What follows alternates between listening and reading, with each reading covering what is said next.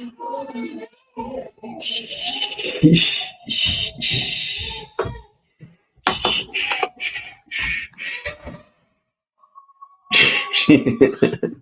don't know if you can hear it in my world right now, but there's singing mother, crying baby, and young boy making dinosaur sounds. And it's kind of like that right now. Greetings and welcome to StarryTelling Hour with your host and celestial navigator, Gemini Brett. That's me, and it is Gemini time, friends. Wow. A Gemini Mars-Jupiter conjunction with the eye of the bull or nearby, kind of making a third eye in the constellation of the bull. And so some will say, well, isn't that Taurus?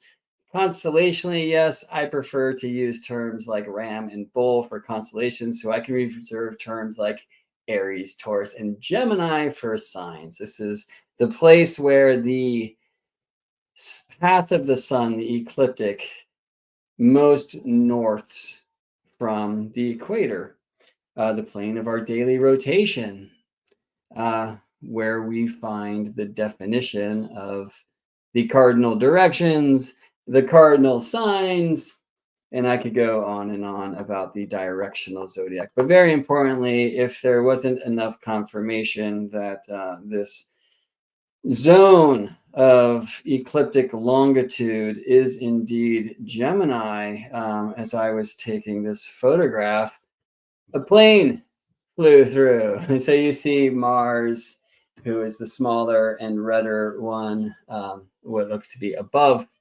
north of Jupiter there. And then plane, I just want to read this. This is from the post that I wrote when I added some photographs like this to the spaces this morning. At first, I was bummed to sleep through an opportunity to catch these two at night, but then the plane flew through to remind me the moment now is always right on time. Thoughts are coming quickly, but what's the rush?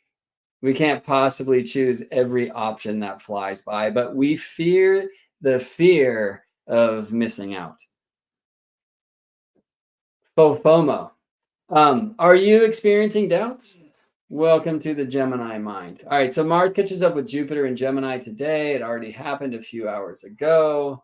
They want to fly, but their need for speed will meet the brakes of a mutable grand cross while Mercury travels retrograde.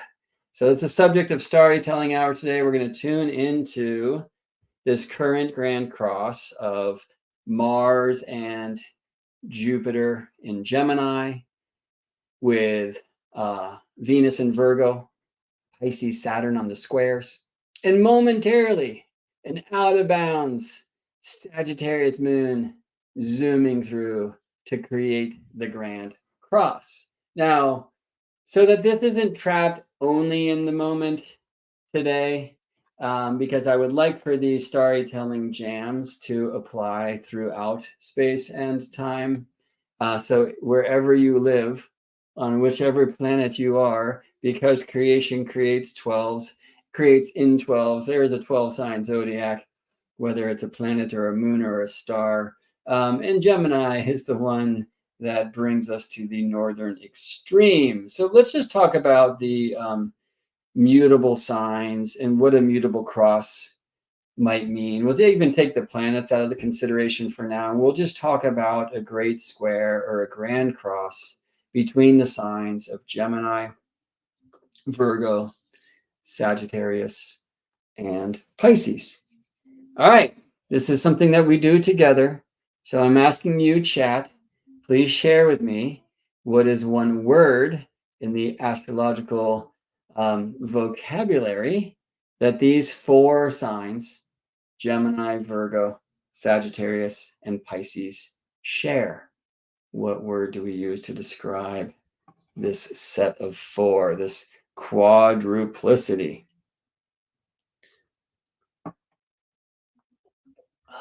And though I'm in a rush, I am forced to wait to hear from the group. So Rachel, thank you. Rahima and Winter, the real not Brody. Ruth. There's a bit of a roll call here too. And so we get Mutable and Emmy, who's also bringing us back to the old school where the mutable signs were once known as double-bodied. You get Gemini, the twins. You get Sagittarius, which for some time has shown up as a centaur, so half human and half horse, right? The priestess of the heavens, Virgo, which at some point started showing up with angel wings, right? So human, angel. And then the two fishes in Babylonian times, it was a fish and a dove, right? It's pretty cool from the Northern Hemisphere point of view that Pisces constellation is one fish that kind of travels terrestrially and one that's heading up to the heavens, depending on the house that they're in, depending on where on Earth you're looking from, depending on when on Earth you're looking from, because of course signs are not constellations. I don't think today we'll spend too much time with the constellations that are currently hosting the precession of the mutable signs. Maybe that comes through. I do think we'll talk a bit about tarot associations, or I'll talk about a place where you can talk about that later today if you'd like. Let's feel our way. Because I do want to speak about this Grand Cross, the mutable Grand Cross. And we're going to take the current cross that's aligned through the 12 signs. So we've got a lot to do. Adaptability is coming up. Curious is an interesting word that showed up. Information is an interesting word that showed up. And so we're now receiving some delineation for what these mutable signs might describe. Why mutable? And the idea is the way that we connect with the seasonal energies these days, which is that a season begins at equinox or at solstice. Now, there's an important reason for this, and you hear me say this every week. Like so many sacred systems of ancient wisdom traditions, the tropical signs are directionally aligned. In fact, I will suggest they are directionally defined. The directions themselves are defined by Gaia's spine, the sword of our stone, the world tree, Earth's rotational axis, which literally defines terrestrial and celestial north and south poles. And the north poles of Earth leans forever and ever and ever and ever and ever to the place on the ecliptic plane, the orbital path of Earth about the sun, to the place called zero tropical Cancer. And therefore it is above Earth's Tropic of Cancer. That's how it works. We don't need to go too deep into that. I like to share about it all the time because we hear very ignorant people suggesting that because the tropical zodiac signs are not aligned with the constellations they were traditionally associated with, that there's no astronomy to it, that it's purely symbolic. Fiddlesticks! Learn your Earth astrology, learn your Earth astronomy, study the zodiac on the globe. Yes, I said it, globe. All right, anyway, there's these 4 seasonal stations each year as the Earth is orbiting the sun, right? This one, when the North Pole of Earth is leaning towards the light, it is Northern Hemisphere summer solstice, but Southern Hemisphere winter solstice. Either way, I can call it Cancer solstice. This is the sun ingressing tropical Capricorn, tropical Cancer, tropical Cancer shining directly above Earth's Tropic of Cancer, right? I can call it Northstice because it is at this time when the sun is at its northern bounds of its annual travel, which is from the Tropic of Cancer, crossing the equator at Libra to the Tropic of Capricorn, crossing the equator at Aries, right? And these 4 cardinal directions, north, south, east, and west, are aligned to the cusps of the cardinal signs, right? directional. So even though summer on one hemisphere and winter on the other, the sun is north. It currently, as we're sharing, we just had the cross quarter with the sun between the Cancer solstice and the Libra equinox, or the north stice and the west equinox. And that's when the sun, and this happens every year, is exactly northwest for the center of the earth, that one place we all connect. All right. So the directional zodiac, well, the seasonal stations begin here. The sun north of Earth, Cancer solstice. Here, the sun west of Earth, Libra equinox. Here, the sun south of Earth, Cancer solstice. Here, the sun east of Earth, Aries equinox, east equinox. And for this reason, because east is the place of the rising sun, the rising moon, the rising Sirius, it's the place of new beginnings. We often see the year beginning when the sun ingresses tropical Aries. There's many ways to look at that, but regardless, what I'm here to share with you is that the cardinal cusps are aligned to the cardinal directions, and they, of course, host the sun's travel at equinox, solstice, these times of seasonal station. There's other times where we might look at the seasons beginning at the cross quarters with kind of the main event of the season, a solstice or equinox, in the middle of the season. That has been done. I spoke about that some last week on 8-8 Lionsgate, New Age or New Cage. So go refer to that video if you weren't here to play at the time. For now, let's just say that these equinoxes and solstices, they are the beginning of something. They're the beginning of the new season. Now, does the new season begin in a moment? I mean, astronomically, yes, and beautifully, it is unlike 8-8 or 1-1. It is a global moment, right? So we should tune our solar calendar to a global moment like this, yeah? And so cardinal signs begin seasons, and it's not cardinal signs beginning seasons. They do begin directions or sections of the Earth's directions, and therefore it's applicable to the travel of all planets through Earth's zodiac. But importantly, of course, it is watching the relationship of Earth and Sun. Sun moving through Earth signs. Why? Because Earth is orbiting the light each year. When the sun finds a cardinal cusp, a new season begins. Yeah. And so, of course, the mutable signs are mutable because that is when we are changing from the previous season to the energies of the next, right? The sun moves through tropical Gemini in the last month of Northern Hemisphere spring.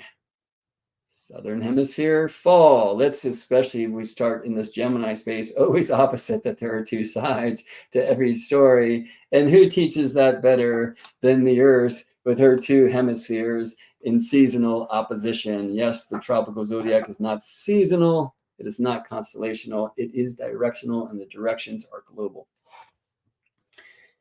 Right. They are not universal, by the way. Mars has his own directions. Mars has his own tropical zodiac. They're not the same stars as Earth's tropical zodiac. But once again, I digress. This is what happens when we have a huge gathering in Gemini, as we do right now. And I am reminded to invoke my mantra. These many branches I'm called to climb all emanate from the same trunk. So I hope you're willing to journey with me to thin twigs at the end of branches, at the end of limbs of the cosmic tree, but we always want to get back to the same trunk. And the trunk that we root into today is the mutable cross. Right. So mutable signs, we know there's something in them, and probably only because of this seasonal thing. As far as the astronomical or like nature-based foundation for this particular delineation that we say applies to all 4 of these mutable signs, Gemini, Virgo, Sagittarius, and Pisces, of changeable, that seems to come from this idea that they host the sun's travel in the last month of a season as we're transitioning to the next. Yes. And I'm telling you something you already know. But redundancy is built into every great space mission. And, first and foremost, may our journey today remind you of something you have always known, but also open new windows of contemplation, practice, and play. And in true Gemini fashion, bring more questions than answers. For the questions are just so much more interesting. And answers are the enemies to questions. Or are they? Yes, we are speaking about Mars today, and an expanded Mars at that. But maybe we don't need to invoke Martian words such as enemies.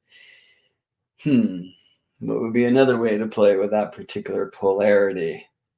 I don't know, but there will be plenty of opportunity to play that game today. One of you just commented, no.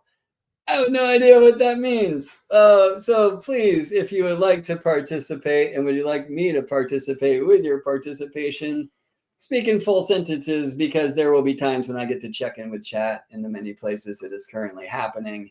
And I won't know what you were chatting about at the time that you typed. All right. So cool. Let's move forward. There is something in these mutable signs that mutates. That's why they are so named. Again, once they were called the mutable signs. And interestingly, the quadruplicity, or the group of four, now we use this term modality, right, that we currently describe as cardinal. They were once called the movable signs. And so movable, mutable, it's like something seems to have changed in the astrological vernacular, even cosmology, since the tradition and today. So Winter sums it up. And this is Winter, who knows me well enough to say, I know how I can help Gemini get out of this rut and move along. Let's just write very clearly what's going on here. Okay, so the three quadruplicities, triplicity, quadruplicity, those things can get tricky, right? There are four triplicities, which these days we call the four element groups of threes. And there are three modalities, or quadruplicities, the groups of fours that these days we call cardinal, fixed, and mutable. Yeah. So movable or cardinal, begin season, fixed and fixed. The mid-season, when the nature of the season is fully fixed in, as far as the sun moving through the signs is concerned, right? How does that apply to also the travel of the moon, who does not change seasons? All right, double body to the mutable signs, ends or transitions to the next season, right? And on and on and on, because cardinal, fixed, mutable, cardinal, fixed, mutable, cardinal, fixed, mutable, cardinal, fixed, mutable, right? This is not a linear thing, but a cyclical thing, or maybe even a spiraling thing, because you can never step in the same river twice. This year is not like last or next. I personally feel that we give too much definition to the nature of these quadruplicities or modalities based upon the travel of the sun, or really the earth about the sun, and the definition of these seasons. So what else might we find in a shared or common expression of the four signs that we call mutable? And we had some wonderful offerings from chat before. Like, there's something about information that these four signs seem to dig.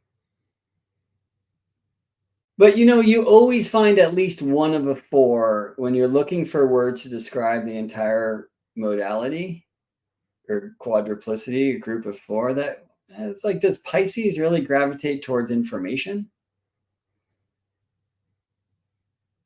What about Virgo? Well, it's said to be a mercurial sign, and information Mercury likes. Yeah. Sagittarius, is it information oriented? So interesting, right? Or curious, we might say. Curious, definitely like a word in the sandbox called Gemini, no doubt. Is Sagittarius curious? I hope so. I hope all signs can be, and all beings can stay curious.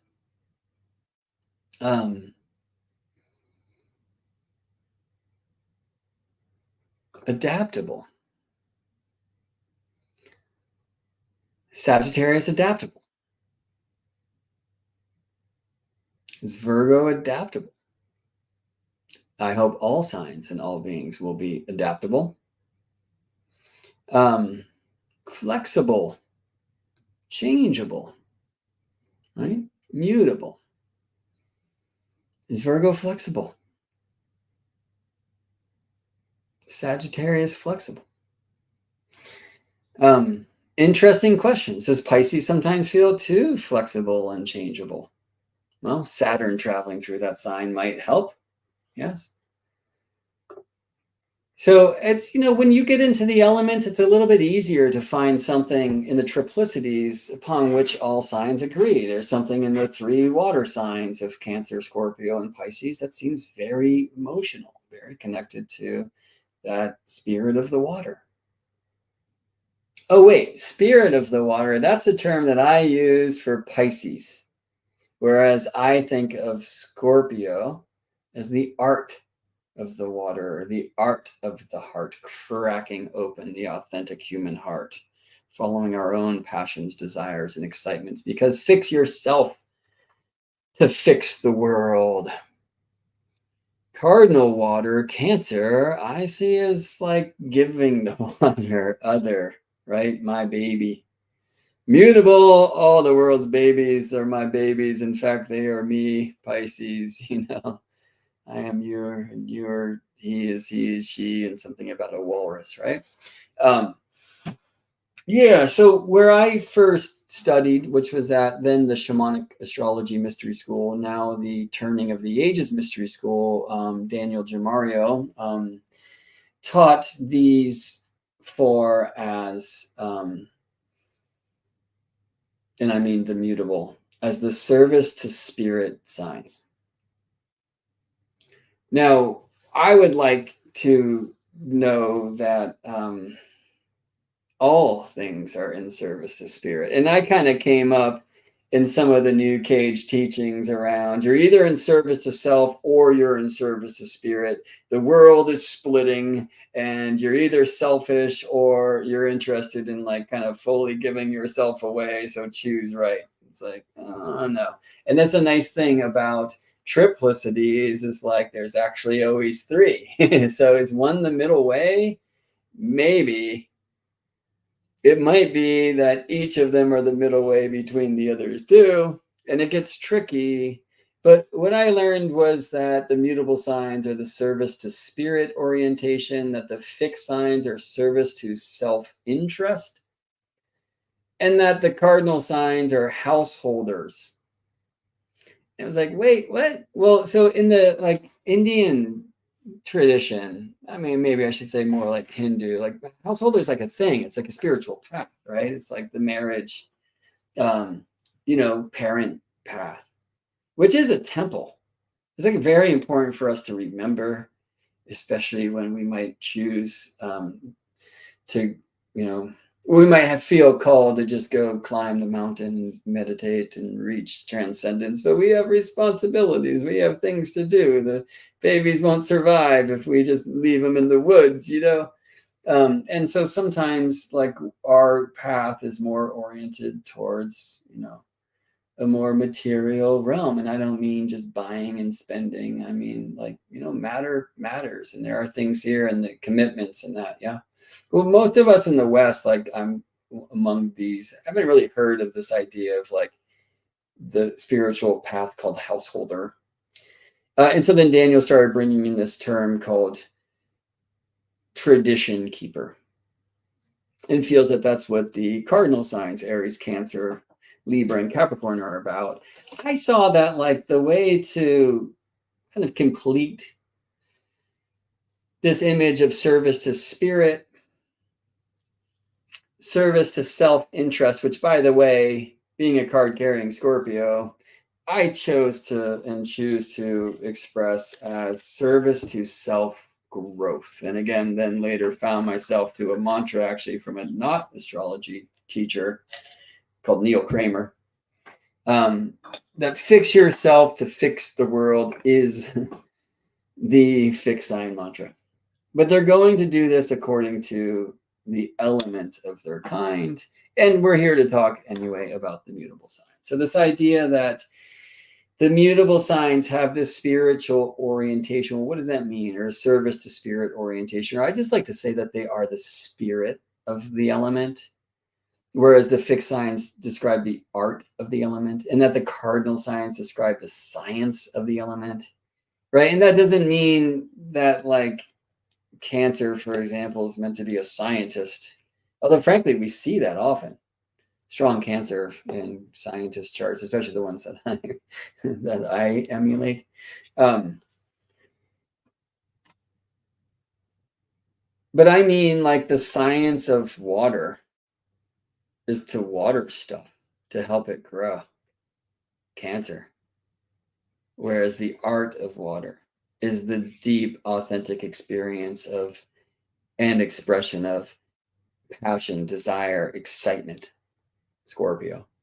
And that the spirit of water is, well, tea, which my tea teacher Eric Nez once taught me is flavored water.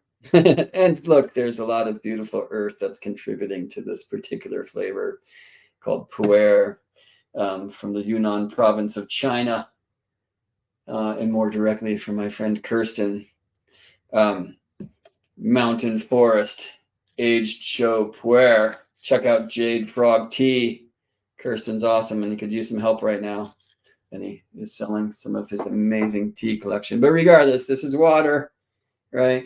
All right, so this is water, conveniently purpled.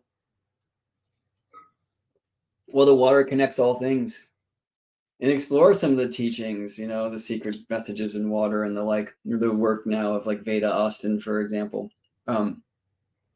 We see that water is connected to consciousness, that water carries all memory, right? It's the elephant of of the elements in that regard. And that water just regenerates. I always invoke, as my favorite Pisces teaching, a lyric from one of my favorite people and singers called Pepper Proud from the great band Yaima, which means the spirit of water, by the way. And the lyric is, rain doesn't doubt it will end up in the sea, doesn't seem to worry about its destiny. And I love that so much. And that rain that will find its way through the spillways to the rivers, to the seas, will eventually evaporate into the clouds and become rain once again, you know, this beautiful, endless cycle. So they say, actually, you know, like the water's been everywhere, done everything, and it holds the codes of everything. Maybe we could say the waters of Earth, but I don't know, like, where did the hydrogen and oxygen come from? But regardless, it's quite clear to know that Plato and Pythagoras contributed to this water. So I'm drinking Plato pee, and that seems cool. Sadly, when you know that, you have to know there's a bit of Genghis Khan in there too, and, you know, yuck. But I just contributed and added some of my juice, and you're in here too, and we're all one, right? That's Pisces. It's like the spirit of the water. And yeah, I think the rain is actually a really beautiful image for Pisces. I lived in Seattle for many years. It can be a very depressing thing. And sometimes when we feel connected to the all that is, which is the great gift or curse of the compassionate heart, it's really easy to feel weighed down in the mess that is this world. Nicole Dragon asking, what is that tea face again? Jade Frog Tea.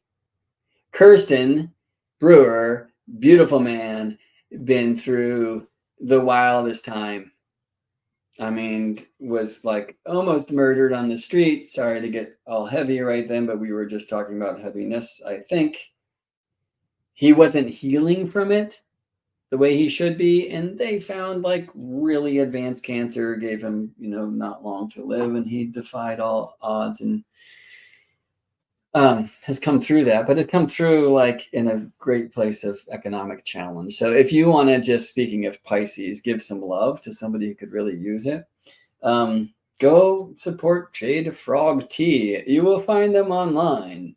And Kirsten, hopefully that was not TMI. I've been meaning to get him on here actually for a StarryTelling Hour sometime so we can talk story a little bit. Right. We're drinking recycled water, same water the dinosaurs drank, says Nadine. Yeah, well, Koa will love that. I've got a dinosaur in the house. So, where to go? So we were talking about Pisces and this idea of the spirit of the water. Now, I want to just rewind retrograde a bit back to this idea of cardinal, fixed, mutable sign. So I was taught like household or tradition keepers, service to self-interest for the cardinal and fixed respectively, and then service to spirit for the mutable signs. And yeah, the way that I've seen them now is actually service to spirit. Yes, that seems to very much work for the mutable signs. And we're going to spend a great amount of time there. Service to self-interest is a little too much for me. I love service to self-growth and fix yourself to fix the world. Look, if we are everything, then you do you. Actually, he does it all. Fix yourself to fix the world. And I think this is a great mantra, a great reminder for the fixed signs. It's very difficult to step into that when, of course, that we were taught giving is receiving. It's better to receive than give. In fact, receiving is taking, right? Do anything for yourself is just purely selfish. You know, selfish is something that some astrologers sadly teach about the Aries mysteries. And of course, you know, all signs and all things have their shadowy low road expression and the other side, yeah, which we should try to align with, or maybe even find the middle way. And yes, Aries can go towards that selfness. Now, all of that's really coming through this idea that Aries is the first sign. So we want to really kind of vet like the astronomy of the system of where these things are coming from. But the reason why I'm spending so much time with Aries, though, a mutable sign it is not because Mars is a star of the particular mutable grand cross that's happening today, but rather because this next bit might be a little hard to swallow, which is that I've come to find that the thing that best completes service to spirit and service to self-growth is service to others. And I find that that is the best way to describe the shared intention of the cardinal signs: Aries, Cancer, Libra, and Capricorn. Now, when I share that, people like have no hard time connecting service to others with the orientation of the Cancer mysteries, right? Sometimes the nurturing mother can completely lose herself in the truth of the baby's needs. I'm witnessing it real time and trying to help and give mama space for self-care, which is so necessary, especially around here. That's Scorpiana, y'all. Capricorn, pretty clearly a service to the tribe. It should be, when done right, not some ladder climbing corporate CEO, as the sad books on my astrology shelves too often suggest, but rather the elders, the ones here to preserve the true traditions for the 7 future generations, the council of grandmothers, the stone circle builders. All of this, by the way, archetypal imagery coming from Daniel Jamario and Kaylin Castell, my first teachers, then at the Shamanic Astrology Mystery School. So Libra, service to others, a little bit too much sometimes, right? So wanting to find that balance in self and other. And by the way, that's Aries' job. You'll hear me say oftentimes that this pole called Aries Libra, they're the two sides of relationship. Libra, othership. Aries, selfness. And we need those two to balance and walk the middle way of right relationship. Yeah. So we need selfness to balance othership. Notice I said selfness, not selfish. And Aries, which is often taught as independent, well, be careful, because the cult of our culture will teach you that independence equals isolation. If I ask for help, I'm not strong. Isolation independence. Don't do it. It's unhealthy. Insulation. Fill yourself with your light. Now, Aries might not receive that gnosis from day one. We go through the trine and we find our way back. The spark, once fixed into the nature of the roaring flame, becomes the smoke that rises, taking its own path to the heavens and carrying the spark to keep the fire trying alive. Yeah. So importantly, not selfish, selfness, and look at the archetypes we invoke for the Aries mysteries: warrior, explorer, sometimes that's more Sagittarian, but pioneer is often shared for Aries, right? Starting shit. Way shower, maybe more Sagittarius, but trailblazer, Aries, right? You can't show a way if you haven't found the path, and that's Aries' job to make that path. You see, Aries as scout. Well, dig that. The scout, that's not an easy gig.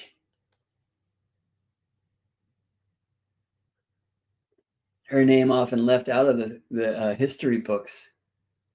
And all those signs that want to Lewis and Clark all day.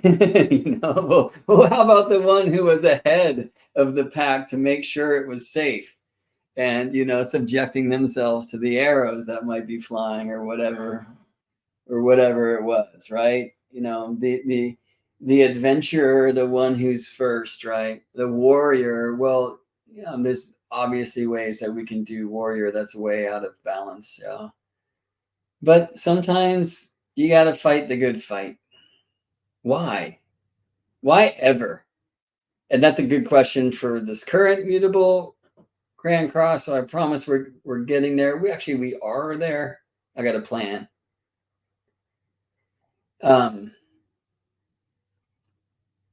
What's worth protecting?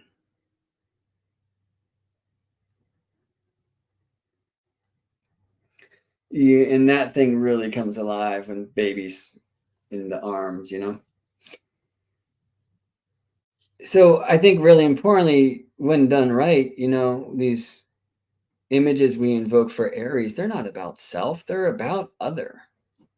Warrior protects the tribe, the scout goes first. There's something in that small step for man, giant leap for mankind, right? So anyway, hopefully you can really feel now why I know that there is something shared by the so-called cardinal signs, Aries, Cancer, Libra, and Capricorn, that looks like service to others. Why I know and teach that there is something that the fixed signs, Taurus, Leo, Scorpio, and Aquarius share, which is a service to self-growth. And why I know that there's something that the mutable signs, Gemini, Virgo, Sagittarius, and Pisces all share, which is a service to spirit. In fact, I like to know them as the spirit of their element. What is the spirit of the air? It's a great question if you really want to learn the teachings of the Gemini mysteries from within, your true teacher.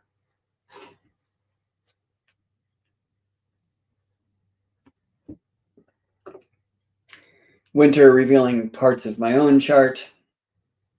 Mars in Cancer, is it a mama bear? Oh, wait, maybe not my own chart. In my chart, is it daddy bear? Or is it, I like to watch sports because it feels like the only way that I can connect with my dad. Okay, sorry, let's not turn this into a reading for me.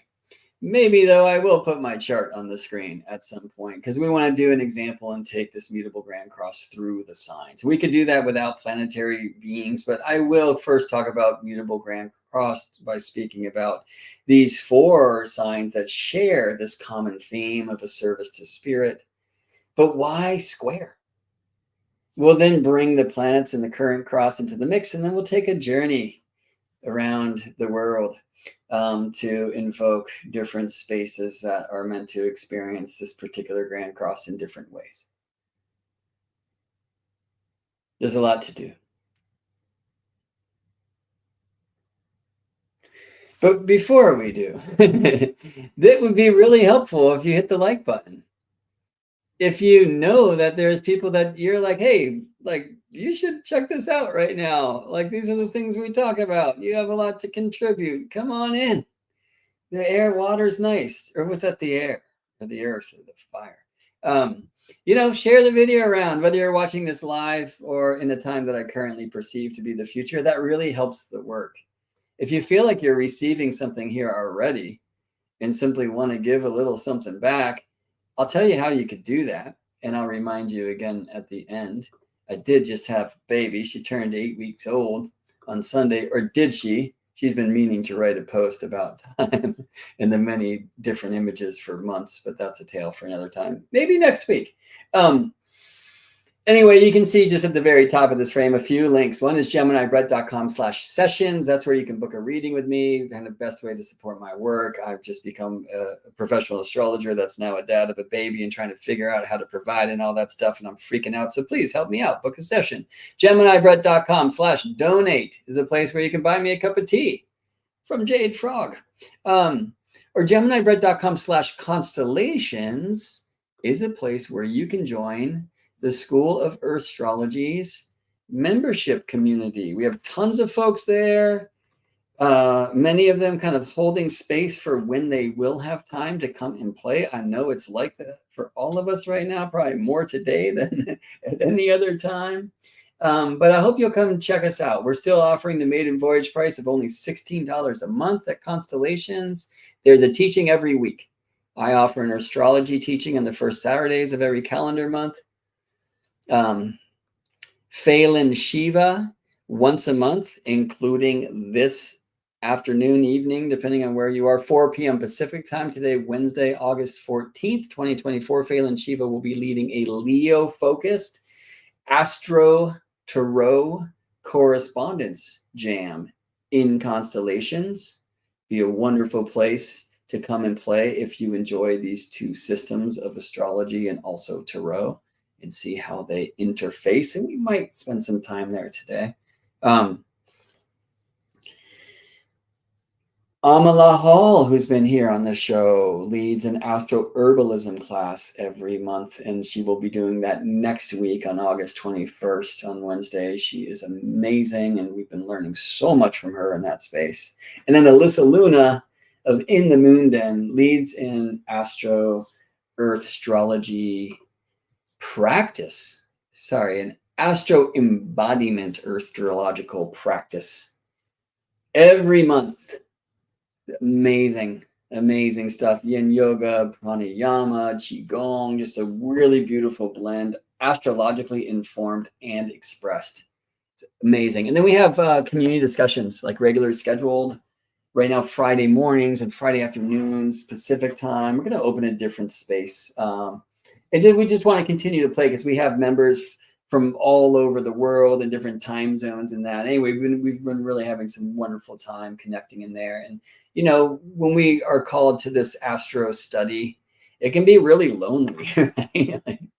But you're not alone at all. And while the hermetic side of the path is part of the journey, and we'll speak about that in this mutable cross energy, so is fellowship. So if you feel it's time for you to have crew of like mind and heart individuals who also love this starry stuff, come on in to Constellations. It's a really wonderful way to support my work and to receive way, way more than you're paying for, or frankly, even have time for. You'll have to pick and choose what you receive. Everything as far as the teachings go, of course, are recorded and posted. So there you go. Come on in. Join us. geminibrett.com/constellations to learn about that and to join today. We sure would appreciate it, and we look forward to seeing you there. All right. So here we are now.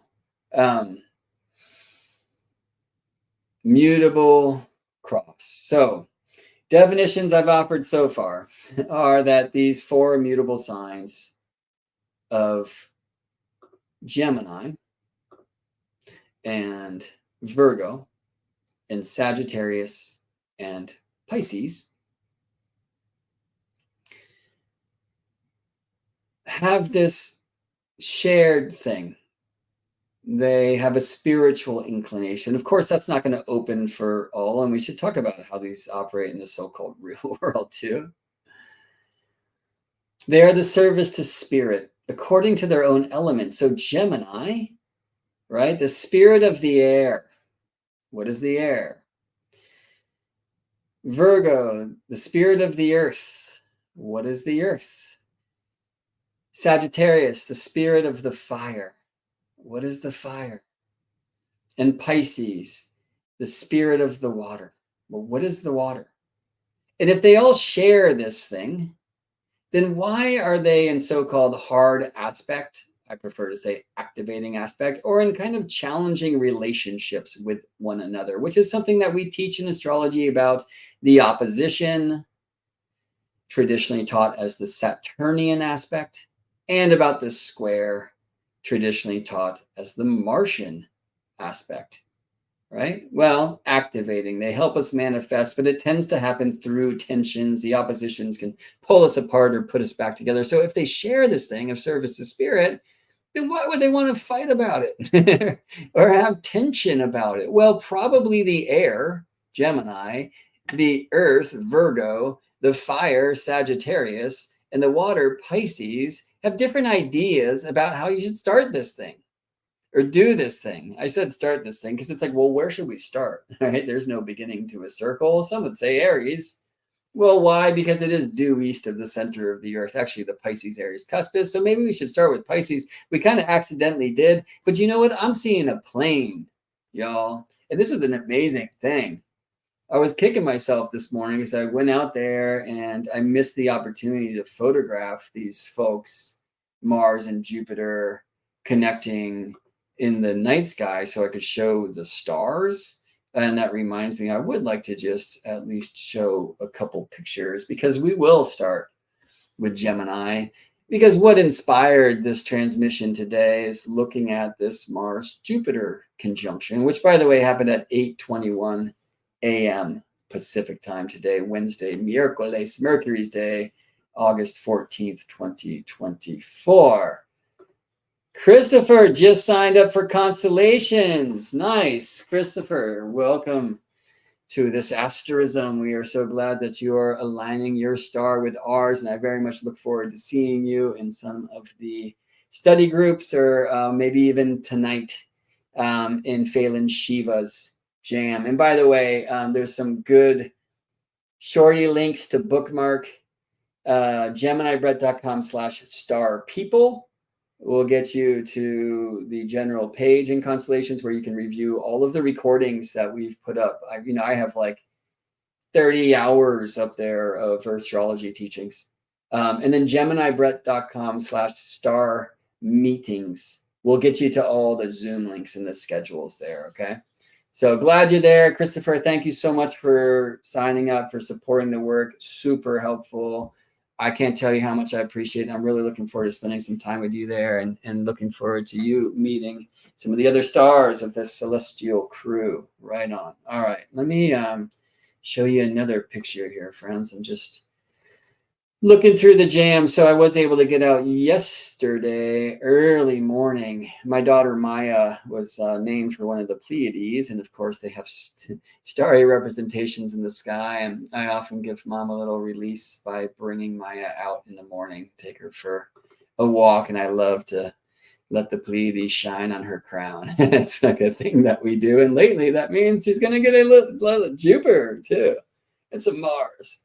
I have seen her literally at little 7-week-old Maya last week, like making eyes and cooing at Jupiter. It is awesome. All right, so let me show you an image from yesterday.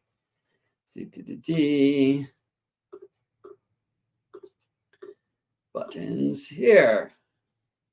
All right, so Mars and Jupiter, the bright beings between the two trees. And then above the tree on the right, you'll see this V. It's actually in this particular orientation, looks like a greater than sign. So look, it says Mars and Jupiter conjunction is greater than my logo, which is in the upper right of the image. Perfect. Yeah, and so the V, they're called the Hyades. It's the face of the bowl, the celestial bowl, including the star closest to the tree, the brightest, is Aldebaran, one of the so-called royal stars, right? And a kind of invitation of that star has long been shoot for the bullseye and stay in your integrity, or you'll get the bullshit if you fall out of it. And I really love seeing Mars and Jupiter here gathering today in this place that kind of makes the third eye of the bowl. That's something I think that the tarot reference to this zone of the zodiac, the second face of Gemini, might also invoke. So anyway, this morning I was hoping to catch this, but I slept in. I've been tired, right? And so I went out a little bit late, and I woke up and I was like, oh, I missed it. I was like, I didn't miss it. Mars and Jupiter, like this, they stick around right before sunrise, which is the time that it was. And so I ran out and I caught this image. Is it on the screen? Yes. And I set my camera because I didn't have a tripod because I was racing, right, to catch a photo before the sun rose, because the earth does not stop spinning for me or you or for anything. And because I knew that I didn't want super streaky planets, I have a little setting in the camera that just takes a burst of photos, like click, click, click, click, click, click, click, click, click. And so I'm doing that, and then the plane flew through. How sweet is that? And again, as I read before, it was like a reminder. First of all, it's so Gemini, right? Like flying places. It was a reminder of Mars and Jupiter, who are like invoking this need for us to fly, and like the flying mind. You've been on my like journey, maybe even too much for this last hour, right? Well, we're not done yet, friends. But also just that the moment is right. Like, of course, I couldn't plan to get a photo of Mars, Jupiter in a plane. If I saw a plane coming and I really like took aim, like maybe. Usually there's a 5-second timer on my thing because it's on a camera and I'm shooting the stars, and you got to do that. So I just like, I was lucky, which is a great Jupiter word often, but it's good to remember that luck isn't always good and Jupiter isn't always either. So I was appreciative that that plane flew, and that helped me catch this photo that's now featured at earthsky.org and stuff. It's just like the moment now is where it's at. So that being said, let's all just take a breath.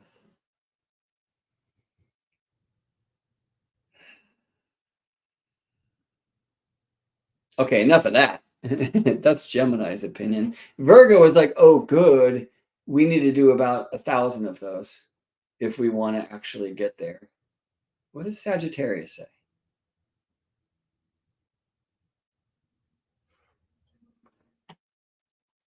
What is Pisces? So let's talk about this square. To do so, to speak about the tension between these four mutable signs, Gemini, Virgo, Sagittarius, and Pisces, who share this common thing of a spiritual inclination, or I just describe it as the spirit of the elements. Well, the spirit of the air is very different than the spirit of the water. If you've studied your temperament, you know they're both moist. The air is hot and moist. The water is cold and moist, but they share that thing in common. Fire, hot and dry, shares dryness with Virgo, right? Cold and dry with Earth, I should say. But cold and dry shares nothing with hot and moist, right? So you can kind of explore some of these relationships that are in the code of astrology by learning things like temperament and element. And if you want to learn the elements, sit with the trees, which Discerning Light's son does, and we all should. They will teach us how to stand straight and reach for the heavens while we root into the earth. Where do you find Taurus on a tree? Where do you find Virgo? Where do you find Capricorn? Well, for me, Virgo is the leaf that reaches for the light. It does the inner work, the photosynthesis that feeds the thing. It's a very giving and service-oriented energy. It does not like the wind, which is the spirit of the air. It's Gemini. It's the winds of change that come to rearrange, whether you like it or not, and it just blows through, and where are we now, right? And there's so much that comes in. I remember there was a time where I was really in my Virgo space, more than I ever have been in my life, and the plants led me to the planets. Let me just share that. You don't need to make comments about that, okay? I'm being obscure for a reason. But I was working with plants in deep meditation and deep ceremonies, and really trying to learn how to love myself again, because I was very far from it at the time. And once that healing started happening, well, I got to go to ceremony with different intentions. For a long time, by the way, I'd bring in things like this and say, teach me what the zodiac is. Right. And then some of the answers were like, if you want to know, you better start drawing shape. Right. Don't just watch these sacred geometry classes online. Like, you got to get a compass in your hand, buddy. But there was a time when then my intention was, well, what am I? Like, how am I supposed to serve? I mean, it's the most common question I get, I would say, from amazing people that I have the great honor of serving as an astrological counselor. I've worked this job, it does its thing. It lets me travel and be me. But like, what is my calling, right? How do I align myself to that? Yes. Um, hey, Ralph, just joined Constellations. Thank you, Ralph. I'm excited to see you there, and I appreciate that that you're always been around long enough to welcome other folks who just came in. So Christopher, Ralph, welcome to Constellations. Please do let us know if you sign up. I would love to welcome you here. That's great. Thank you, thank you, thank you. It really supports the work and helps fuel the spaceship, and it lifts my heart. And I look forward to meeting you there. All right. So at this time, I'm really kind of deep in this practice and really trying to stay steady. It can be a difficult thing in that particular space. But I set these intentions of like, what's my calling? And I knew it wasn't what I was doing. I had served as I lived as a professional musician for many years, and I was both blessed and cursed to play with amazing musicians. I mean, just world-class musicians. Many of them are very well known now. And, I was not great. I'm good. And so the curse was, the bigger the band got, the smaller my will became, because I knew I was like holding this back, and I was really hard on myself because I wasn't practicing to get better. And why is that? And so I just went to the other side of rock and roll, which is not healthy at all. But fortunately for me, being inspired by such geniuses, it really encouraged me to ask this question, like, what am I as good at as these guys are music? Like, what is my thing? Right. And I didn't know what it was. Band broke up. I went back to school. I was sick of being broke. I was in like a computer sciences classes because I was sick of being broke. Teacher told us to send an assignment back by attachment. I asked the girl next to me, hey, what's an attachment? She's like, you should choose another path. Because I hadn't had a computer. I was a touring musician in the 90s, man. This was like 2001. So eventually I went to engineering school. I wanted to do aeronautical engineering so I could at least send probes to Mars, because I had given up my astronaut dream sometime before. But then I realized that I was only going to get a job working for people who make bombs, and I don't want to do that at all. So then I chose mechanical engineering and kind of burn out, and just like found a job where I can make enough money to live the American dream and get in better debt with a mortgage and things like that, while still wanting to be a musician and exploring artistically. And I'll always be a musician, but what was my thing? And so all these synchronicities led me to my own practice and healing and the need for that. And again, I have so much gratitude for many teachers and practitioners that have helped along the way, many plants and earth spirits and star spirits, and eventually it was astrology came in out of nowhere. And I mean, that required me to break first a lot of my programming, because I was raised as a scientist and good at math. And so of course astrology is utter ridiculous, superstitious, archaic nonsense, right? Like, it's hard to get through and find an open mind when you were taught that this is right and this is wrong. Anyway, why am I sharing my story? It wasn't the intention, but hopefully this will serve. So I'm in these ceremonies. I'm like, what am I called to do? And I just opened a can of fucking everything. Part of my language. Sorry, honey. Try not to swear. What if my daughter watches these things someday? Anyway, and it was like, you're this. Oh, I'm that. You're this. Wait, I can't be that. And the other, they're this and this and this and this. It's like, what? And was just so damn blown away. I mean, I almost just fried trying to grab onto all of these possibilities. And finally, spirit came in, doom, just center into yourself, right? Or maybe yourselves. Yeah, that thing looks super cool. But is it the one in this space, in this time, in this dimension, or whatever you want to call it? Maybe there's another Brett who's rocking that now and is on that path. But is it yours for right now? Right? Here's this. Is that the one? Like, really sit with it. Taste that thing. Is that your path? And you know what? You could do that, and it doesn't have to be forever. So are you asking a question that is fueled by some need for permanence? Right? Look, expectation is the enemy of surprise, and surprise brings experience, which brings wisdom, and it's really like interesting and helps us live our lives. So don't get too attached. Like, don't grip all of these things, right? Just be. This one comes through. Well, is that something that you can see all of these other things leading you to? Right. What I was like, the one that seemed most right was, it was called More Than a Tutor.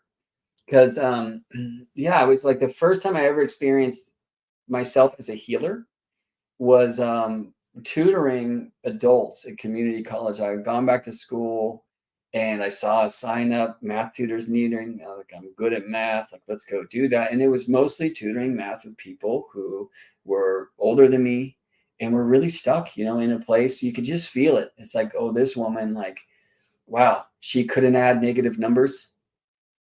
And that happened, and whatever grade that happens, and the teacher, you know, and maybe peers like called her stupid, and then she believed it, and that's where her math journey stopped.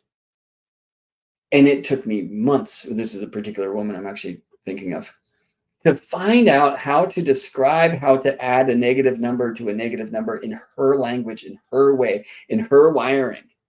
It was crazy tricky. And I tried all of these things. And it was really an opportunity for problem solving and inventing, right? Like, and we finally got there. Jean Wong, I hope it's okay for me to share your name. She had the most beautiful breakthrough. She added negatives. I will cry. I'm crying. And it's okay. Right? It was like so deep, and she wrote me this letter, and I just like changed my life and really set me on this like healer path. I didn't know it, but looking back, you know, there's times when I was young, whatever, there's times when people share their story with me in the grocery line without even saying their name, you know, but like, it was this time where it was like, wow, I just really helped that woman help herself. So later, when I was going through college, having dropped out to be a professional musician, now I'm back, and it's like I'm not spending daddy's coin. Unfortunately, when I got to Seattle and went to community college there, I decided to start tutoring math at the math center, because I had learned I could do that at this other college in Santa Cruz. And and this kid's like, "Hey, have you filled out your FAFSA yet?" I'm like, "What's a FAFSA?" He's like, "Dude, how old are you?" And I told him. He's like, yo, they will pay you to go to college, right? So I filled out my FAFSA, which is an application for grants and the like, and, you know, government support and, you know, financial aid, right? And I got a ton of it, as the kid predicted, and I'm so grateful that all of these things led me to that. So I didn't end up with an engineering degree and a ton of debt, right? I ended up with an engineering degree and a little bit of debt.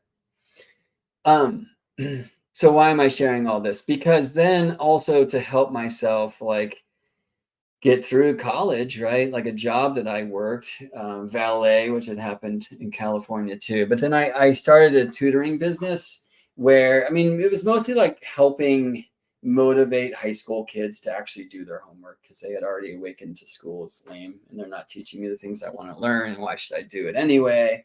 You know, and so what came through in the ceremony one time when I was asking, what am I, is more than a tutor, right? And the idea is like, I'm not here to just like show people like how to add and subtract numbers or how to write a good paper and that. Like, I want to come in and like help these kids choose to like be good people. And I was learning how to be a good person at the time. And I certainly was not an authority, and I can't say I am now, but I knew that there was a sensitive time where there were these kids who were ready to just give up on everything because school was not their jam. And it was a great sensitive place, right? And I knew a lot of conscious people who were having challenges with their kids. And so like plugged in, I tried it for a bit. It was okay. And it wasn't the thing, because what happened is more synchronicities, and 3 people told me to get a reading with Daniel Jamario in the same week. And then I did that. And while I was on his waiting list, actually, I read his book a few times. And I was like, wow, all I knew was I was a Scorpio. Now there's all this. I'm Gemini Moon, Gemini Rising, Venus, Virgo, all these things, right? And it all made so much sense. And Daniel said, you know, I shared what I had learned from his book about my chart. And he's like, yo, you should study astrology. And then he told me a bunch of things that nobody should ever know about me. You've all had that experience. Then I went to Peru for the end of the world in 2012. And yeah, astrology just really came in. I had a conversation actually with Jupiter in Gemini in the horns of the bull the last time. It was December 14th, 2012. It was right at my ascendant. And I was just starting to learn this, though I hadn't studied transits yet. And I was like, well, how are you Gemini if you're in the horns of the bull? And he goes, in plain English, sit down, boy. And then just gave me a 4-hour download in the English language, or I was having a psychotic break. I prefer that I was having a conversation with Jupiter. And it ended with, now go spread the word. And my business was born called More Than Astrology. Right. So the one thing led to the other, to the other. I was like tasting and sampling things, some just in kind of vision space. And they're like, no, like, let's let a Brett in another dimension do that one. Let's let a Brett in another dimension do that one. And I want to stay kind of centered here. I want to journey kind of in that space. Where is it going to lead me to? Oh, there's so much in a name. Oh, but it's a name about something else. And oh, well, here I am. Oh my gosh, I've been here the whole time. I wanted to be an astronaut, and then I watched The Right Stuff. I was like, I don't want to be a military test pilot. Like, I'm not strong enough. Those guys are crazy. I wanted to be a star, chase my saxophone around the world, you know? I wanted to send probes to Mars, right? And all of this was leading me to me and the thing that I am great at. When I was playing saxophone and a great saxophonist came in the room, I would just shut down and just, you know, when I play astrology and a great astrologer comes in the room, I open up and I want to show them what I'm doing. You know, it's my thing.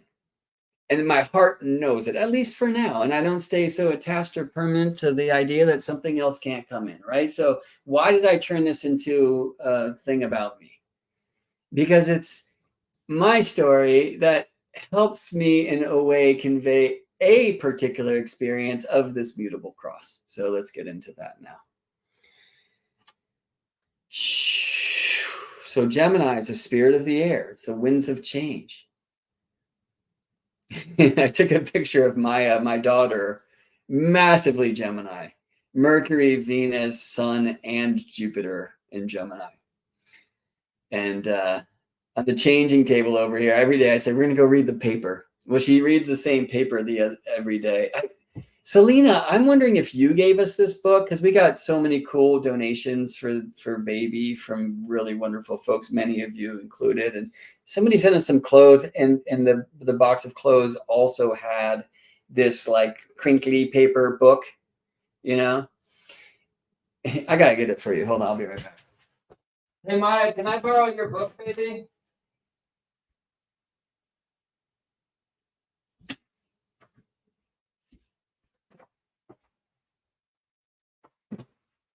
By the way, I often like to teach what's happening by showing what's happening, and there's a method to the madness, all right? Here's Maya's newspaper. Now, an amazing thing is this. He was born in the year of the dragon. Her brother Koa was born in the year of the sheep. He prefers to say year of the goat because he doesn't think sheep is tough enough. I'm like, hey, dude, it's the one that they compare with Aries. He's like, oh, yeah, ram. All right. Koa, koala, peekaboo. We do that a lot. And then Maya gets to see herself here. Well, on the back, you know, we get King Penguin and some other things. Ko was born in the land of rainbows in Hawaii. That's a box inside of a trippy. Anyway, so she reads her book in the morning. We've also lately been reading this really wonderful book about Honu, about sea turtle that her auntie Pua, her auntie Amanda, gave her, which is awesome. But you know, I was looking at her reading the other day. She loves it, and it's just like, oh, I read, therefore I am. I think, therefore I am. Like, it's a very real kind of Gemini thing, you know. Stephanie sharing, by the way, that this Gemini Mars-Jupiter thing's happening in my first near my ascendant. So why not make this about me? Hopefully you understand that this is about we, and I'm sharing my story to help invoke your story. Okay. And yes, I'm having this cross aligned to my 1, 4, 7, 10. And so let's bring it through the signs. All right. So first, Gemini, Virgo, Sagittarius, Pisces. You know, there's a thing that happens, hopefully, where an awakening goes down, usually through some trauma and stress, and you realize you're different than the others, and that the things that they're selling you on the TV screen in the classroom just aren't true, and you've got to go take a look. Now, we are very susceptible at that time to any charlatan that cruises through and it says you've been lied to. You're like, oh yeah, I know, I've been lied to. I've been lied to. And they're like, here's the truth. And you're like, that's the truth, right? And then you sign up for some fucking flat earth church or whatever it might be. But you know, again, like, let your experience guide you to your truth. So you do you. All right. Anyway, Gemini feels it can do it simply by looking around and reading the things, right? Like spirituality is in scripture. Like, let me figure that out. Oh my gosh, you know, the letters are a numerological code. Whoa, let me go do that. And we just do all the things, right? Like, great. And that is the spirit of the wind. But how does Virgo feel about that one? Right? You know, the Buddha, right? Like, Buddha was lied to, right? You know, one time a Buddha, like, his mother died in childbirth. And the sages came and said, he will be the greatest sage, or he will be a king like you, Dad. And Dad's like, I want a king. Like, how do we do that? He's like, well, you got to hide death from him.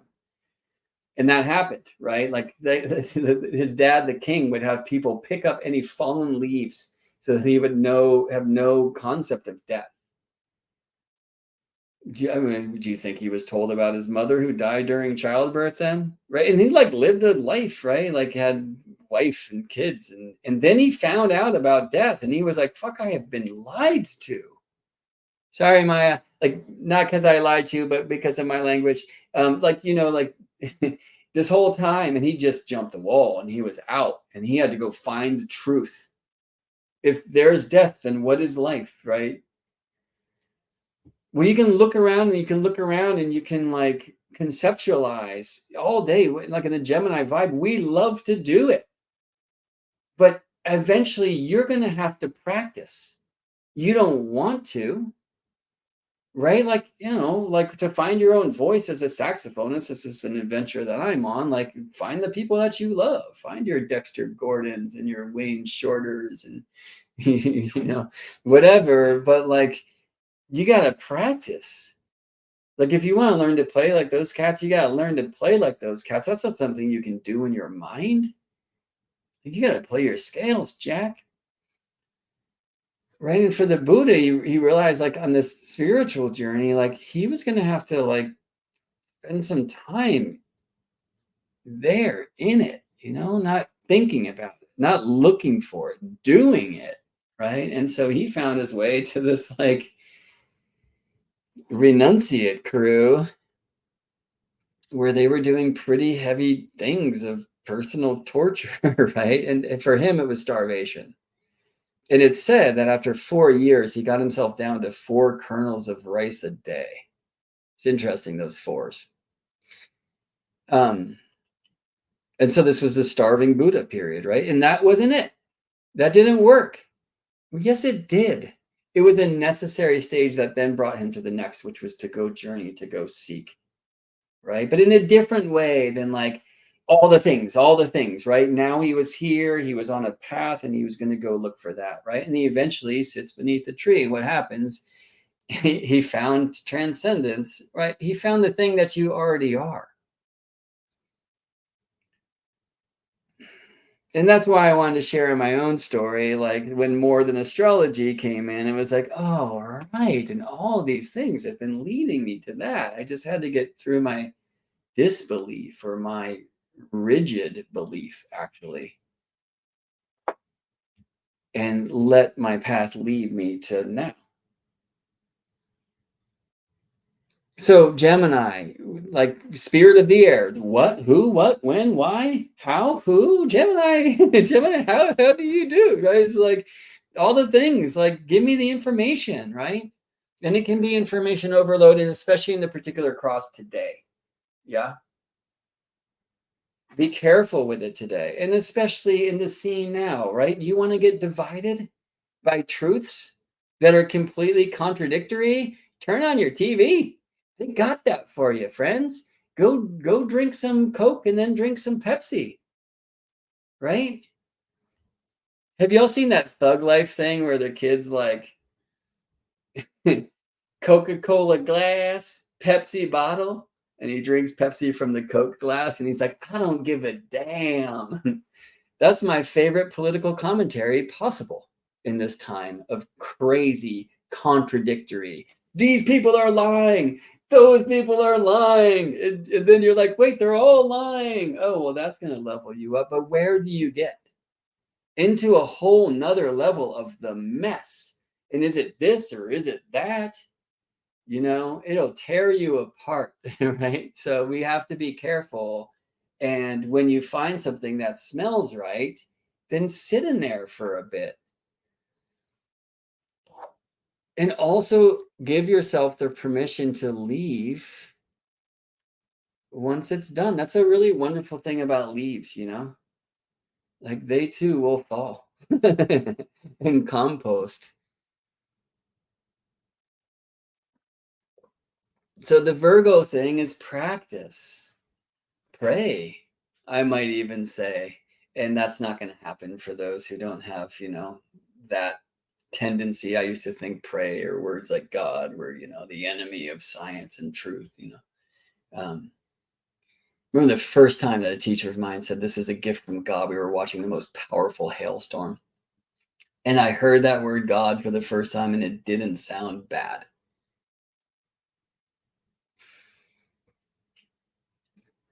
Anyway. So in the Virgo, we're coming into practice, right? And in practice, we want to be careful with the distractions. I want to invoke a story from one of the tarot cards, and I wish I had these prepared. So the easiest way for me to do this is just going to be to find them online. And I'm going to look to the Rider-Waite Coleman Smith deck and look to the 8 of Swords card. And then let me get this thing on the screen.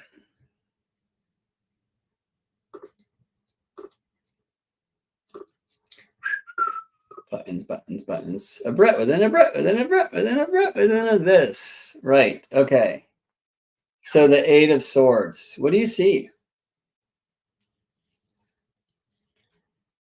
This one's more colorful, but upside down. What do you do about that? This one's trying to tell you what it is, although I have no idea what that is, but it sounds interesting. Oh, it's like a song. Okay, bookmark that. I got to go hear that later. This one's comparing one to another. Cool, great. Let's do all those things, but let's just be here. Okay. What do you see? Is it good? Is it bad? Is it happy? Is it sad? Okay, hold that thought because we're now going to go 9 of Swords.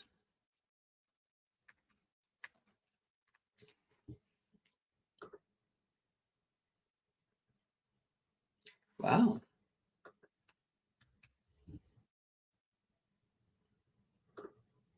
What do you see?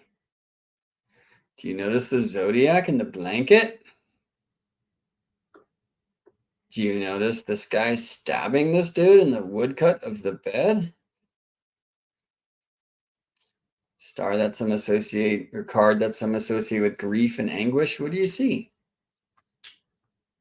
Do you see time heals all wounds? Interesting interpretation. Air, Gemini, why? Well, let's talk about that for a minute. But what do you see? All right, one more. Ten of Swords.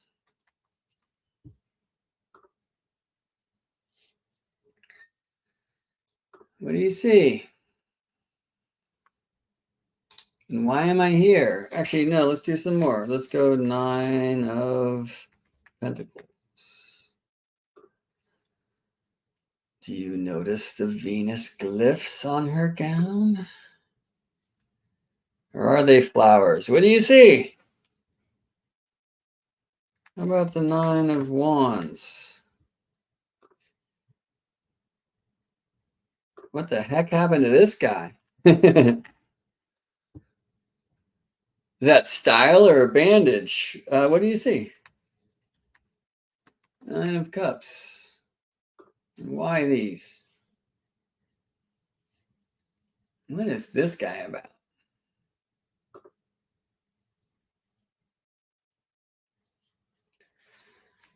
All right.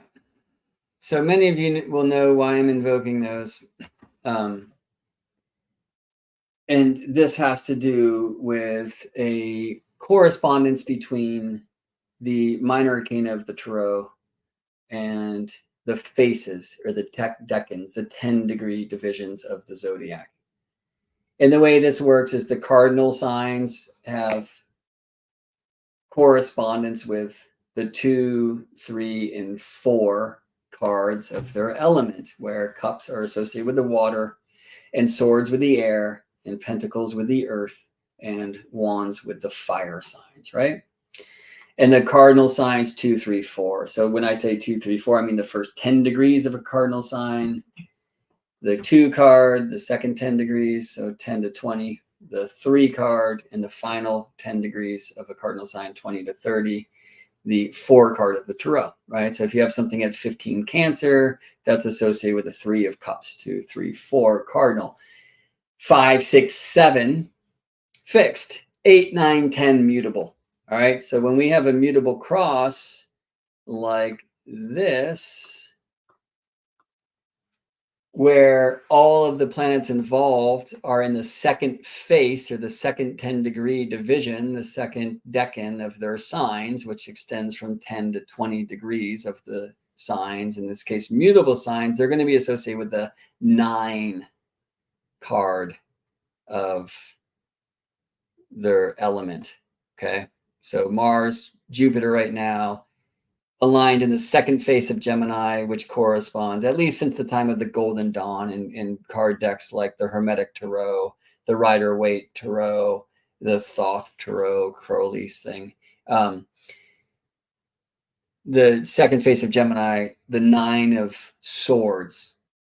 Second face of Virgo, where we find Venus now, actually said to be Venus's face, just like the second face of Gemini said to be that of Mars.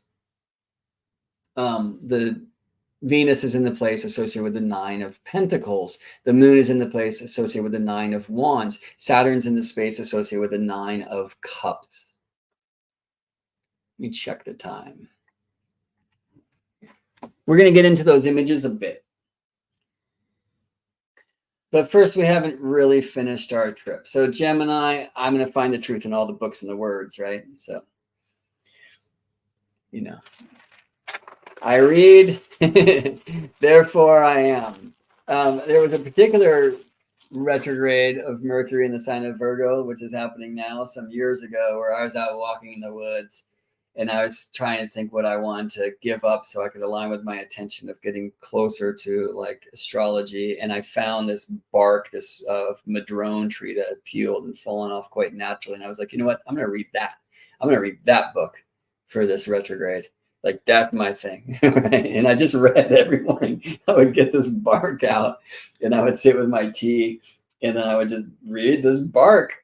And I found a lot in there, but it was just like, that was like, for me, it was like where the Gemini and Virgo thing, like they didn't have to battle. It's interesting that these two signs we associate both with Mercury. Like, why would they battle at all? Well, the mind, the kind of brain mind, right? The think is a very different approach than the body mind, in the gut, right? That's like in the Virgo space. We really want to open into body mind. And that requires practice. So let me get one of these cards back on the screen because it is not the card that's associated with, well, it is not the card that's associated with one of these particular faces. What do we do with this?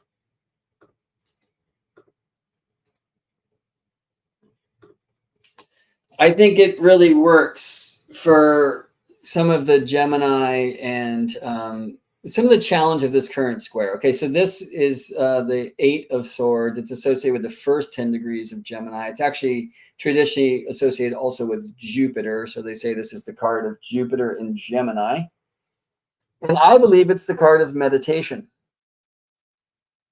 Right? So look, you're like, oh my God, this lady's been bound and she's trapped in this ring of swords and she can't get out. It's like, what? Like she can walk. She could probably use one of those swords to really easily cut those ropes and take that blindfold off and just walk away. So I think there's actually something intentional going down.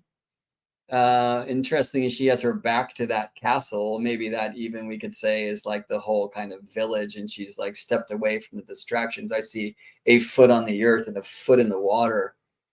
And that she's intentionally blindfolded herself. Why do we blind a horse, right? And paralyzed herself. And this is just meditation. And it's trying to, with all these swords flying around, and that's happening for all of us right now. She's trying to slow down and be in a space where she can speak to her inner self, right? I wonder what these cats have to say.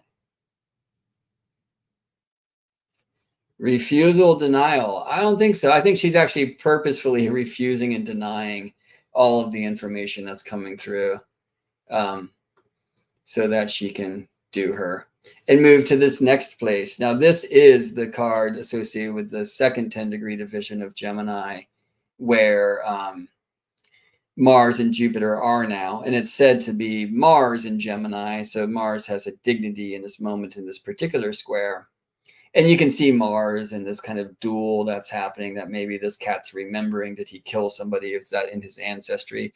But maybe true to this kind of meditative thing, look at the eyes are covered because so much information comes through them. Maybe you just woke up from a dream or she just woke up from a dream and wants to keep that dream. Right? So covering the eyes, staying in the dark, right? Have you noticed the zodiac lifts kind of a really strange order with the roses? And that's a clue, by the way, in the blanket here. Perhaps this is a ladder. Now it's a sharp one. maybe the ladder of the mind will cut you, But all of this is leading to, death by sword. So this is the last 10 degrees of Gemini in this Astro Tarot correspondence since the Golden Dawn times. I mean, there's a very interesting posture in the hand, by the way. But I think importantly, in this card's associated with the sun in Gemini, a new sun will rise. And why will that new sun rise? Because we've actually managed to not defeat the mind, but release the tendency to think until there's nothing else that we do. Do you see? So there's that energy right now, right? Mars and Jupiter and Gemini, they're just like, go find the truth. And oh my God, there's like this expanded Jupiter and Gemini, by the way, wants weird truth for us. He's an exile on the sign, like counterculture, break out, right? But Mars comes in, and I've just been watching him come in. It's like every morning, it's like, oh gosh, here they are, right? In Mars's face. And it's like, truth will divide you. unless it's true or what, like be careful in your need for facts. Understand that what people are saying, maybe you're hearing some of it now, it's not true. It's not your truth. Also, there's at least two sides to every story. Do you have the courage not to try to bring somebody to the light, but instead to see the light in them? And that takes courage. Your TV screen, your newspaper, whatever, signs in front lawns are going to tell you to hate people that you've never even met. Meet them. Say hello. Challenging times right now, and just too much air. There is a windstorm, right? Like you came here to hear about this thing in the signs. You're like, is he ever even going to get to that? Right? Many of you have left. Most of you have stayed. I've been watching numbers. I like data. Give me the truth. Give me the truth. Give me the truth. Right? Too much. And be careful what you say. People are going to hear you starting a fight even when you're not trying to. Depending on where in the chart this lands for you. Might just be a good day to go get a haircut. Or the worst day too. Well, I'm about to find out. Okay, anyway, so the Virgo thing, practice. And Virgo, I will say, and I love Venus and Virgo there. And let me get this other card on the screen, which is really intriguing. And it's the Nine of Pentacles. So I was really happy when one of my teachers and friends, Gary Caton, told me that though my Venus lives in here, and yes, that might be the place where she's said to be in fall, that she's actually in her own face. So Venus is said to represent these middle 10 degrees of Virgo, 10 to 20 degrees Virgo. In the Tarot correspondence, at least since the Golden Dawn time, is this card, at least in this Rider-Waite, Pamela Coleman-Smith deck. So, again, look at the blinds. Right? Why do we blind the hawk? Why do you wear a glove? It's a pretty easy answer, at least for the last one. What about the grapes? What do grapes do? Look at the castle in the background. I mean, is this the same castle as this one? That's interesting. I mean, they represent zones of the zodiac that are square to one another. Like these cats literally built these images based upon that. You can see the Venus glyph on her robes, or are those flowers?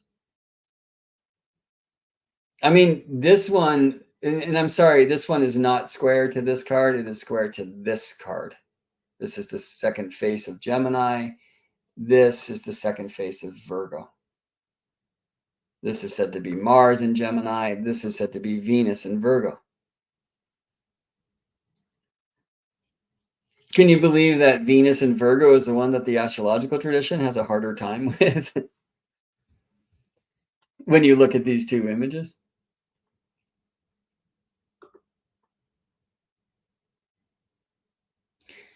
It's between me and my hawk. It's between me and my grape. It's between me and my tree. That's actually a thing I often say for the Virgo mysteries. Like, it is your own way to pray.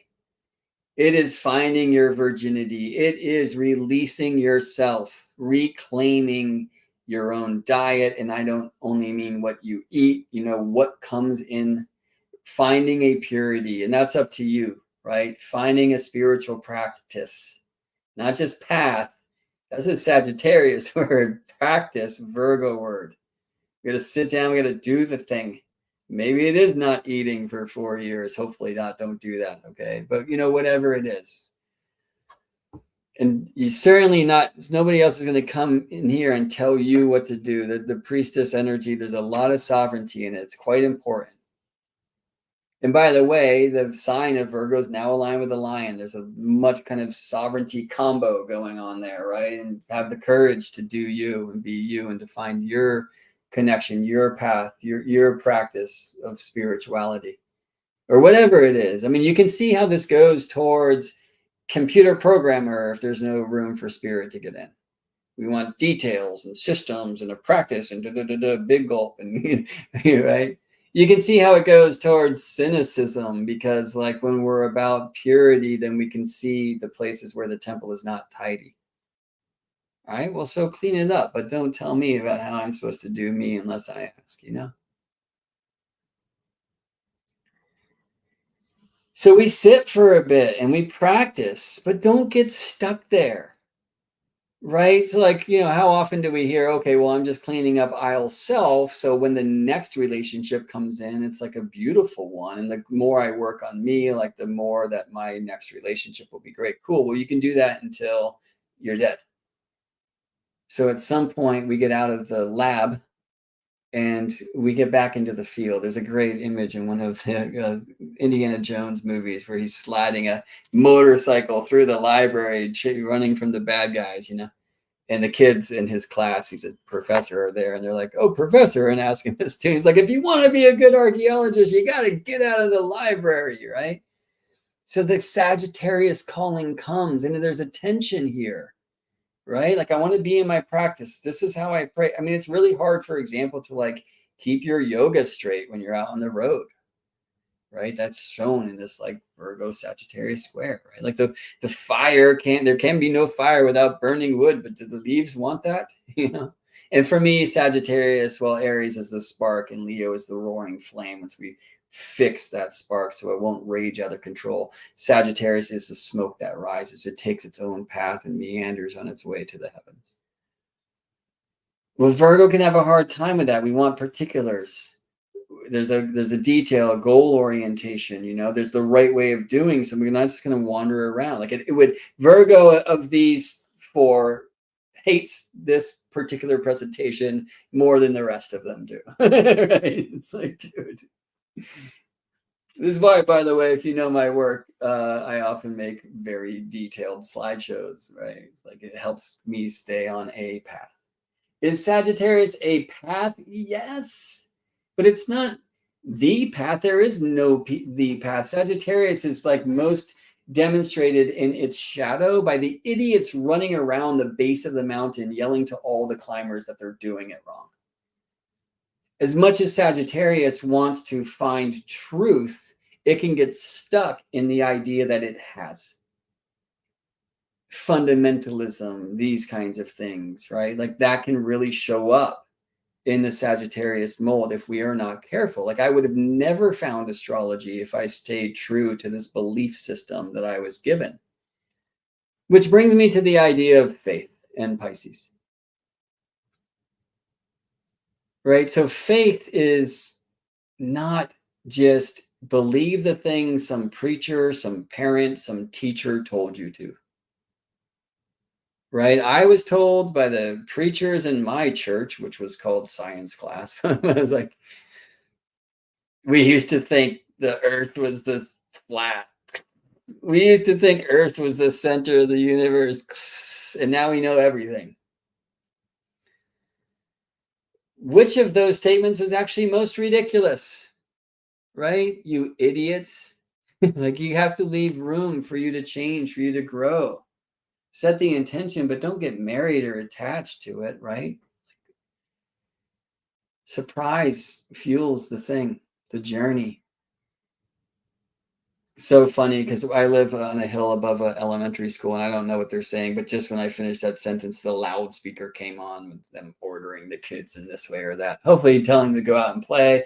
Hopefully telling them like, hey, like the energy's supercharged today, y'all. There's this mutable grand cross. Like, don't get in some debate today. Like, don't try to bring people to the light. Like, learn to see the light in them. And you might be faced with a decision. You might have to choose this thing over that. And though there's so many beautiful options and visions that come through, which one is you in this current time, in this current dimension? Don't fly away, be here now.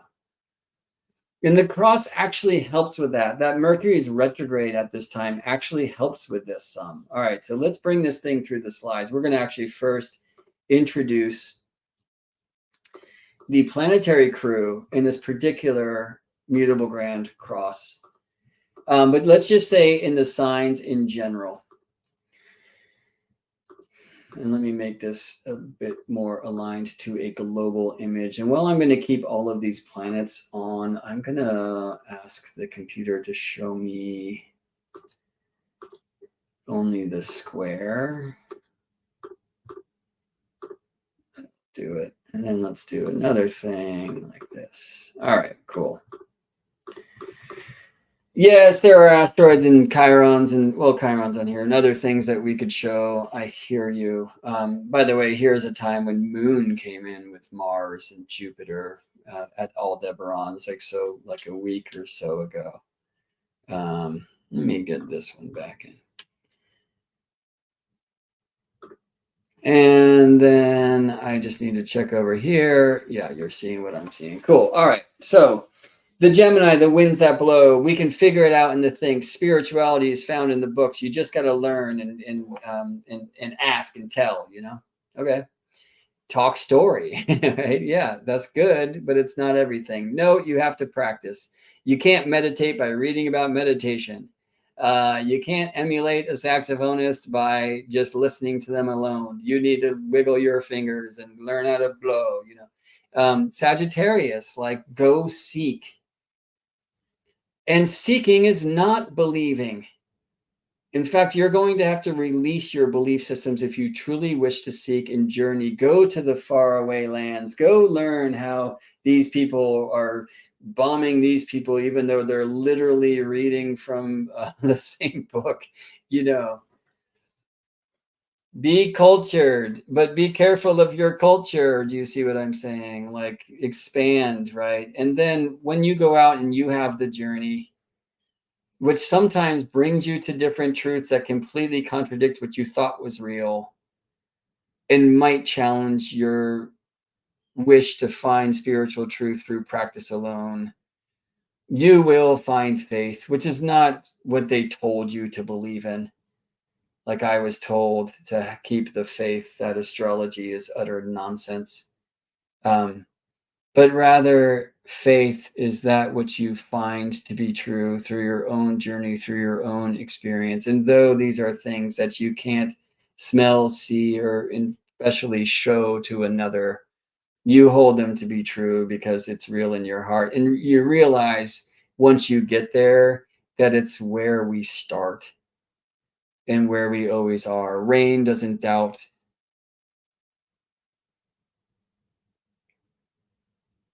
It will journey to the sea. It doesn't seem to worry about its destiny, you know, but we can't like only do that. And I like Saturn in Pisces right now because there's some boundaries around belief and there's some protections around the ease of manipulation. Mercury retrograde at this current time, kind of encouraging us to go back. I mean, he's right between the Sun and Venus, which I love. And I just kind of can't spend too much more time there. We're going to take this thing around the world. So let me just mess with this map in a few ways that will help us do what we want to do here. And we today will start in the Aries map.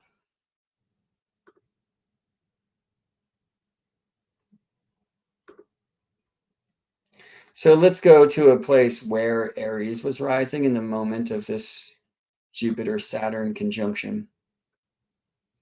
And the chart will update. Let me just make sure you're seeing this on your screen. It's good. Okay, so I can just put my mouse anywhere over here. Oh, no, got to do one more thing.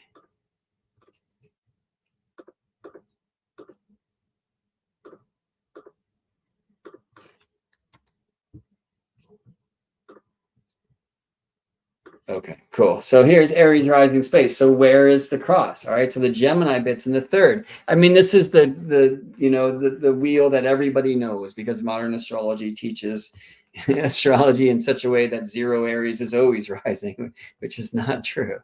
But there is a astronomical foundation to this, and I'll just say again, like retrograding back to the tropical zodiac is directional.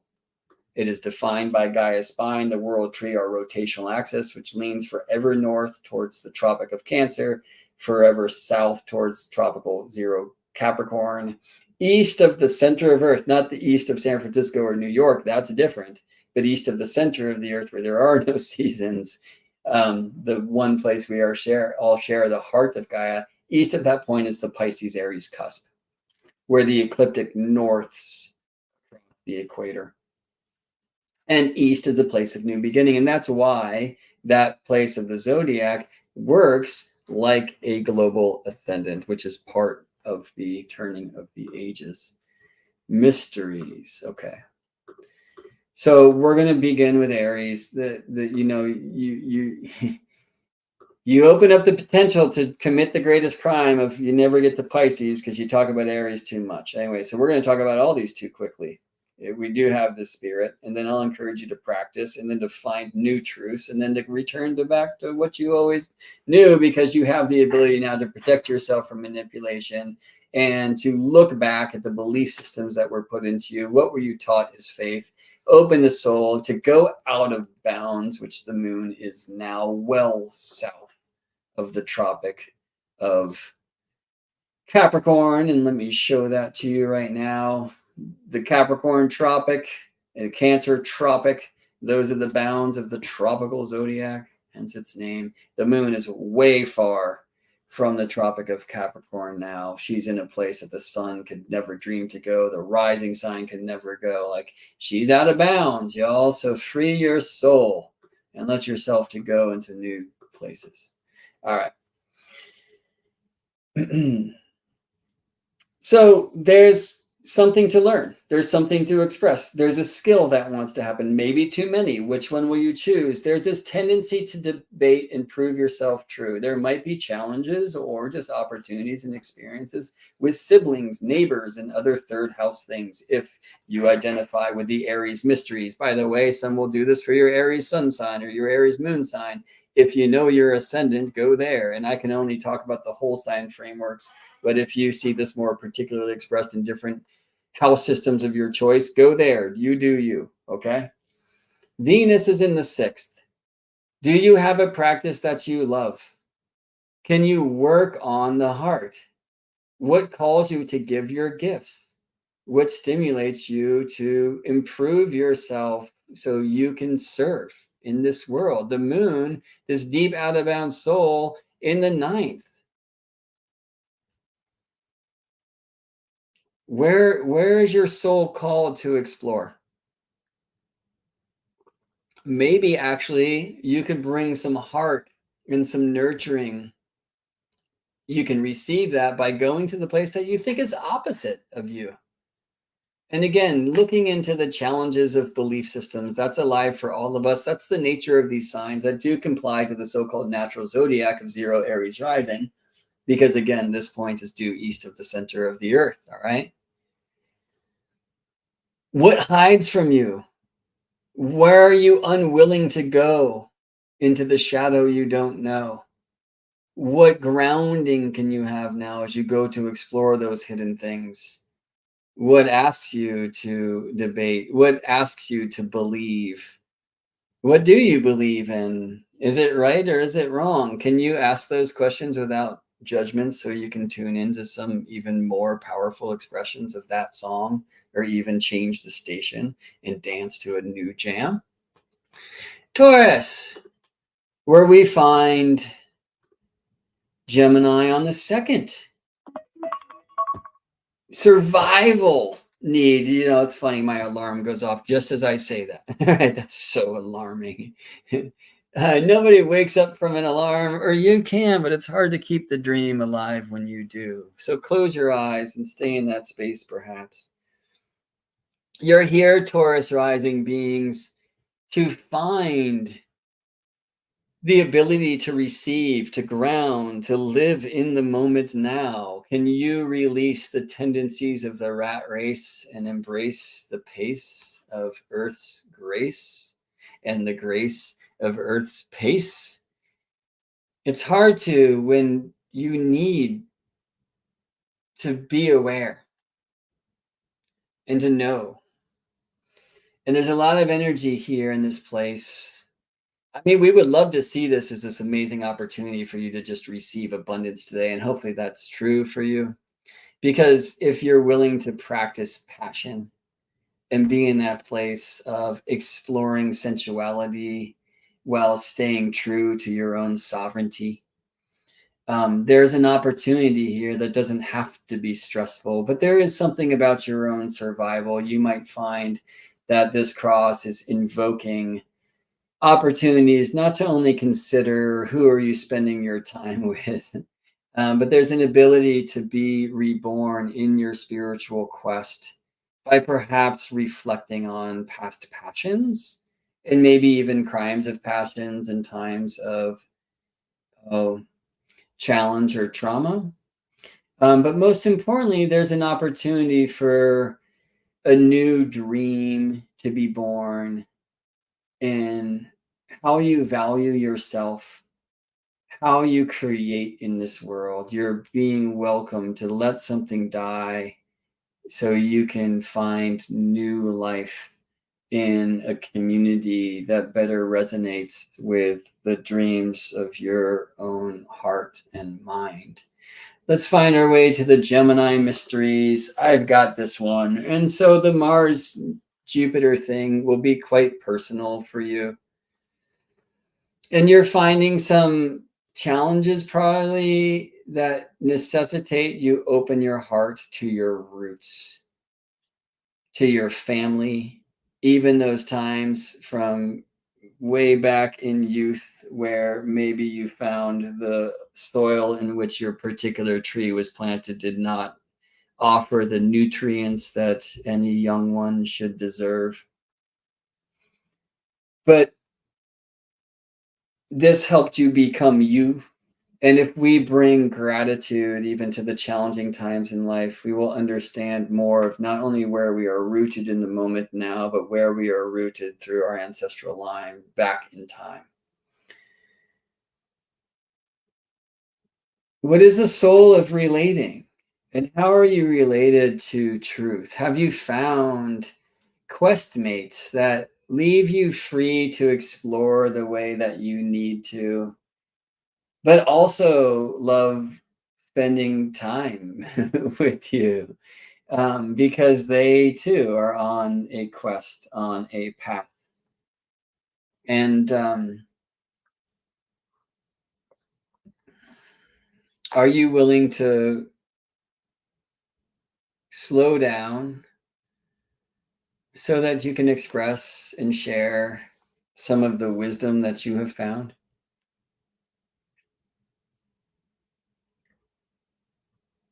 Don't worry whether or not you're right or wrong. You're right because you're you, and you have the right to change, and frequently should. Let's head to the Cancer space. There's rumors and whispers and hidden realms. There's an opportunity to hear those spirits that live upstairs or downstairs in a place where there is no space. Bring a practice of communication. Maybe that wants to be more mystical. Maybe there is an opportunity for you to listen to your body mind to find new truths revealed inside about this world without. Be careful with the gurus of this world, but stay true to your wish to seek. There is news for you in the world, and you're protected from those who would steer you wrong. So perhaps this is the right time to release the fear of the other beings who reside in this world that we cannot see, and to learn that you have support not only from the nurturing ones here on earth in human form, but in the animals and the birds and the plants and the planets and guides who reside in many realms and in many ways. For those with Leo on the rise, we find the strong energy of the Gemini Mars Jupiter conjunction in your 11th. And yeah, it's good to have many circles so they can see your light, for you are on a path of learning radiance. Yeah, and maybe you'll find that folks in your communities are fighting and that circles seem to be dividing. What is your path there? Well, most importantly, be true to your own values. This is a time where you are not going to shine by being the person they want you to be.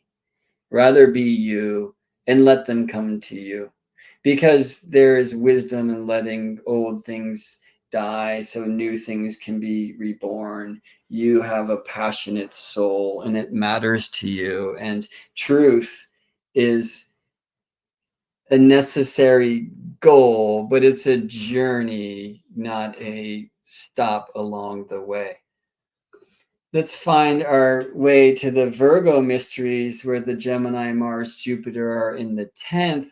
What are you going to do? What's your job? Don't you know what you came here for? Why did you incarnate? And there's so many options. Do you have to choose one? How about maybe 2, 3, or 10? Don't grip at them all. Let them come in. Know there is a you in another dimension who's doing them so well. But you came here to be in a space where you find your own practice. This does not mean to release yourself from the beauty of play. This does not mean you are meant to be all alone. In fact, you are tasked to share, and you're reminded of that now. Your home is everywhere, so journey about and respect those who you are able to meet along the way. Release yourself and rewrite the rules of relationship so you can be a social being and yet still true to yourself and able to maintain your sacred space. In the Libra mysteries, we find this inclination to jump a plane, like head out, get into the world, go explore. Now, we can travel without moving, but we can also travel with moving. So you might actually scratch that itch of going to some amazing faraway land. You can do that through study and through exploration too, right? Especially in the spiritual realms. Maybe there's a astrology class you want to take up, or mediumship jam. Venus in the 12th for you is a really interesting thing. In a sense, for us to Libra, we need to hide this mind that sees where other things are off. I'm trying not to say critical, but maybe I should.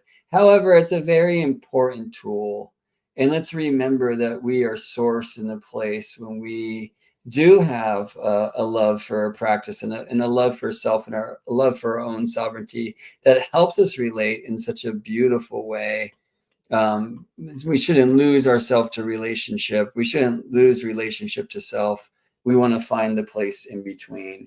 There's much heart and soul in the dream, in the way that we receive and share information here. And it takes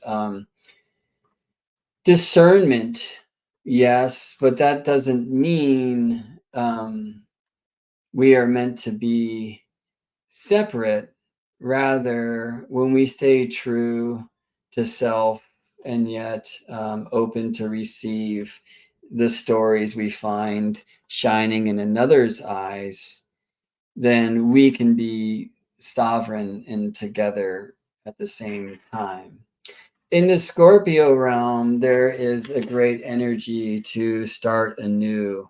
The steersman of your Scorpio path is currently traveling through the 8th, where Jupiter spends this year, to ask you to perhaps be reborn in mind what is true and what is not. Have you found your coven, Scorpio? Have you found those who practice in the woods like you do? Have you found those who understand that, well, this path of authenticity requires a raw heart? It's nice to know that how are you doing is not a greeting, but it's also nice before we respond in truth to give these people a potential out. Are you really asking? And when they say yes, let's get passionate about sharing the truth of who we are and what fuels us, right? As we find some steadiness and some groundedness in these things that we are passionate about, we know that we can let the waters spill without spilling out. So open the spillway of the dam, but not all the way. So the power stations still work and the water moves slowly enough for others to receive. All right, in the Sagittarius mysteries, there's really so much going on in the realm of relationship. There's some new energy here. It's also a great day to leave that bum if you're in a relationship that could be described as unhealthy. It's a wonderful time to rewrite the rules of relationship that were given to you by your ancestral line or the patterns that were perpetuated by your parents, that you saw when you were young. If you find that you have been stuck in relating to the same type of person that doesn't quite work, this is a really wonderful time to not only break up, but to break up with this old pattern and to be reborn and renewed in the way that you relate. Some of this has to do with you choosing you and a legacy of not isolation, but again, insulation, knowing who you are, valuing yourself in that way, really bringing some heart to let yourself know that it's cool to be you.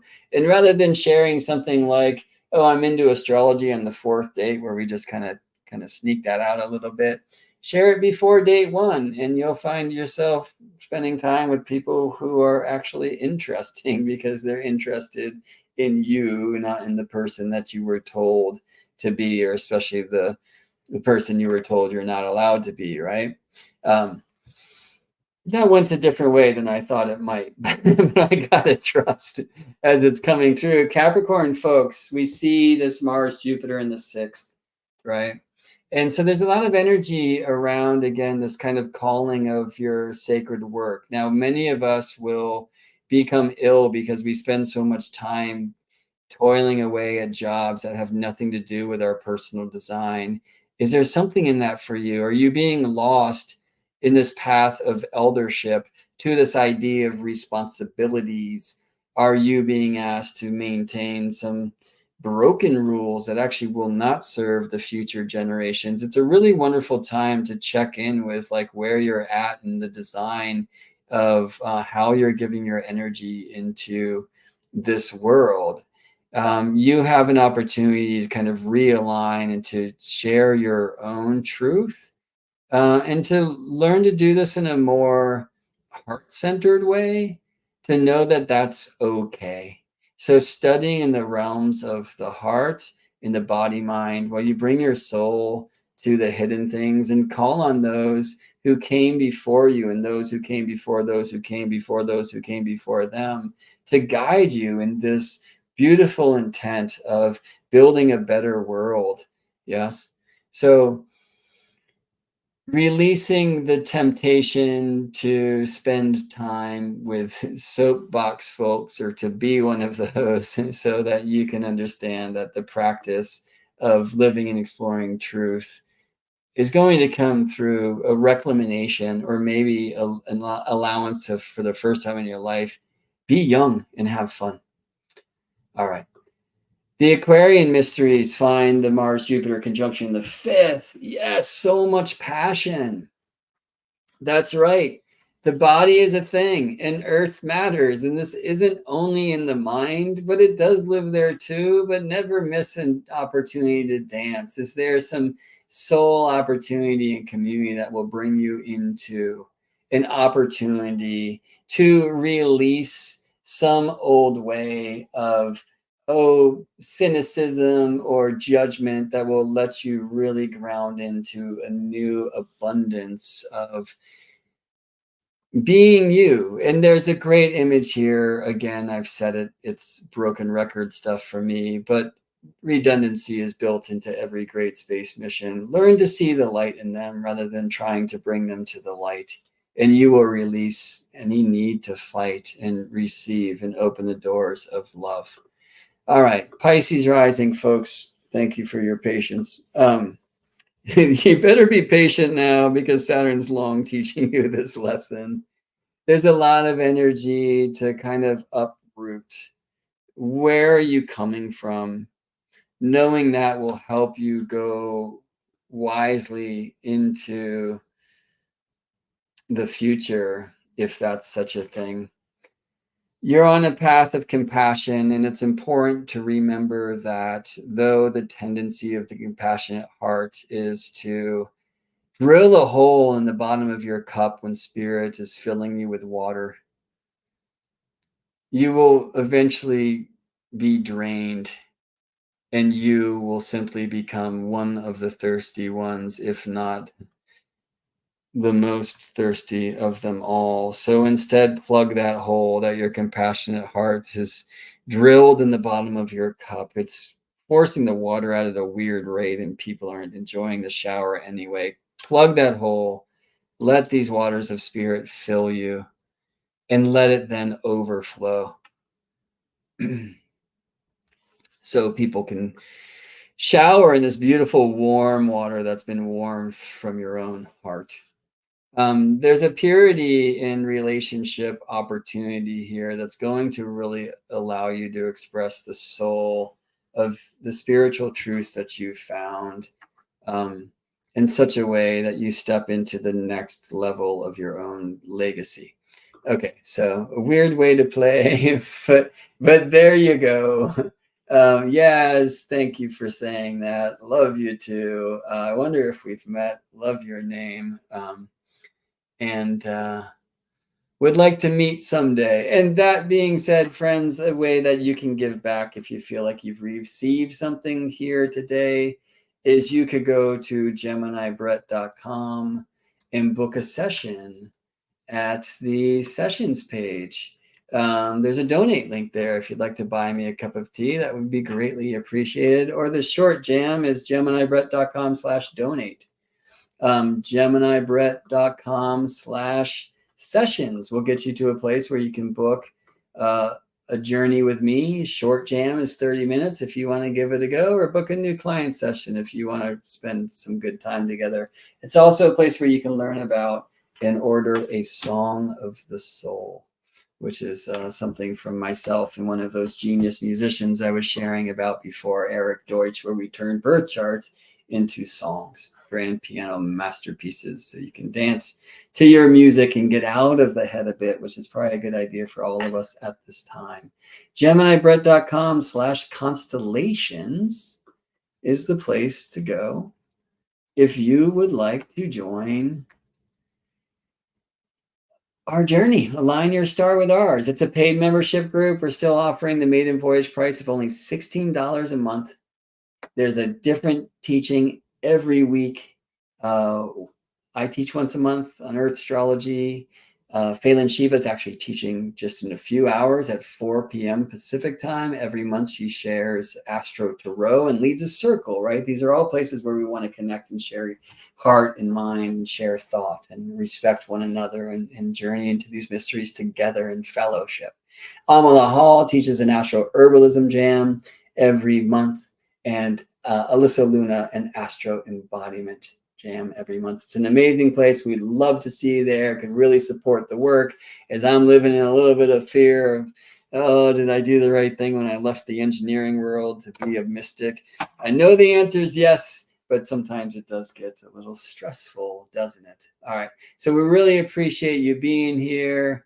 Rachel, I haven't read this yet, so I see thank you. This was so synchronistic that I managed to catch you live this particular Mercury day. Right on. Thank you. Eshell. Just sharing about Eshell, a galactic mother, with a client yesterday. It was really encouraging her actually go to Cozumel or Isla de Mujeres and to some of the Eshell temples that are in those spaces, because her maps were just pointing there. And by the way, that's something that I really love to do, is to help find sacred spaces for individuals using the astro maps that we play with a little bit today. All right. So Venus loves being part of this group. Well, I do too. Thank you so much. And thanks everybody for the present of your presence, for supporting me in that way. Liking the video goes a long way, actually, not only to kind of fuel my own spaceship, and I have enough ego that it does. All right, so let me just admit that now. But, you know, it helps us defeat the algorithm that doesn't want truth to get out there. And maybe a truth or two was shared today. Who knows? So please like the video. It's a very easy thing to do. And I mean, I guess, you know, you'll have to let the robots who are watching you know that you like weird things like astrology. Good. Come out. Be you. Tell your truth. Just don't tell it too hard today. Right. So please like the video. And, you know, if you know somebody that, like, I think you dig this guy, I think you're patient enough to get to it. Right. So Saturn and Pisces, Saturn and Pisces, Saturn and Pisces, a huge part of this thing. Right. Please share the video around. And if you're in Constellations, I hope to see you tonight. Hey, Alyssa, you're here. Awesome. For Phelan Shiva's Astro Tarot Jam, 4 p.m. Pacific. So don't forget, if you're in Constellations and you're free, join us at that time. Or you can watch the recording, of course. And you should know that if you're in Constellations, GeminiBrett.com/star meetings is the easy way to just get to the page with all the different meetups every week and all of the Zoom links and all that. So right on. Be there. Mystical Risings, I appreciate that gratitude. The Gemini teachings, yes. All right, cool. Well, thank you for your teachings. Thanks again for being here. And I will see y'all next week, if not before then, in Constellations, should you choose to align your star with ours. See you in space, friends.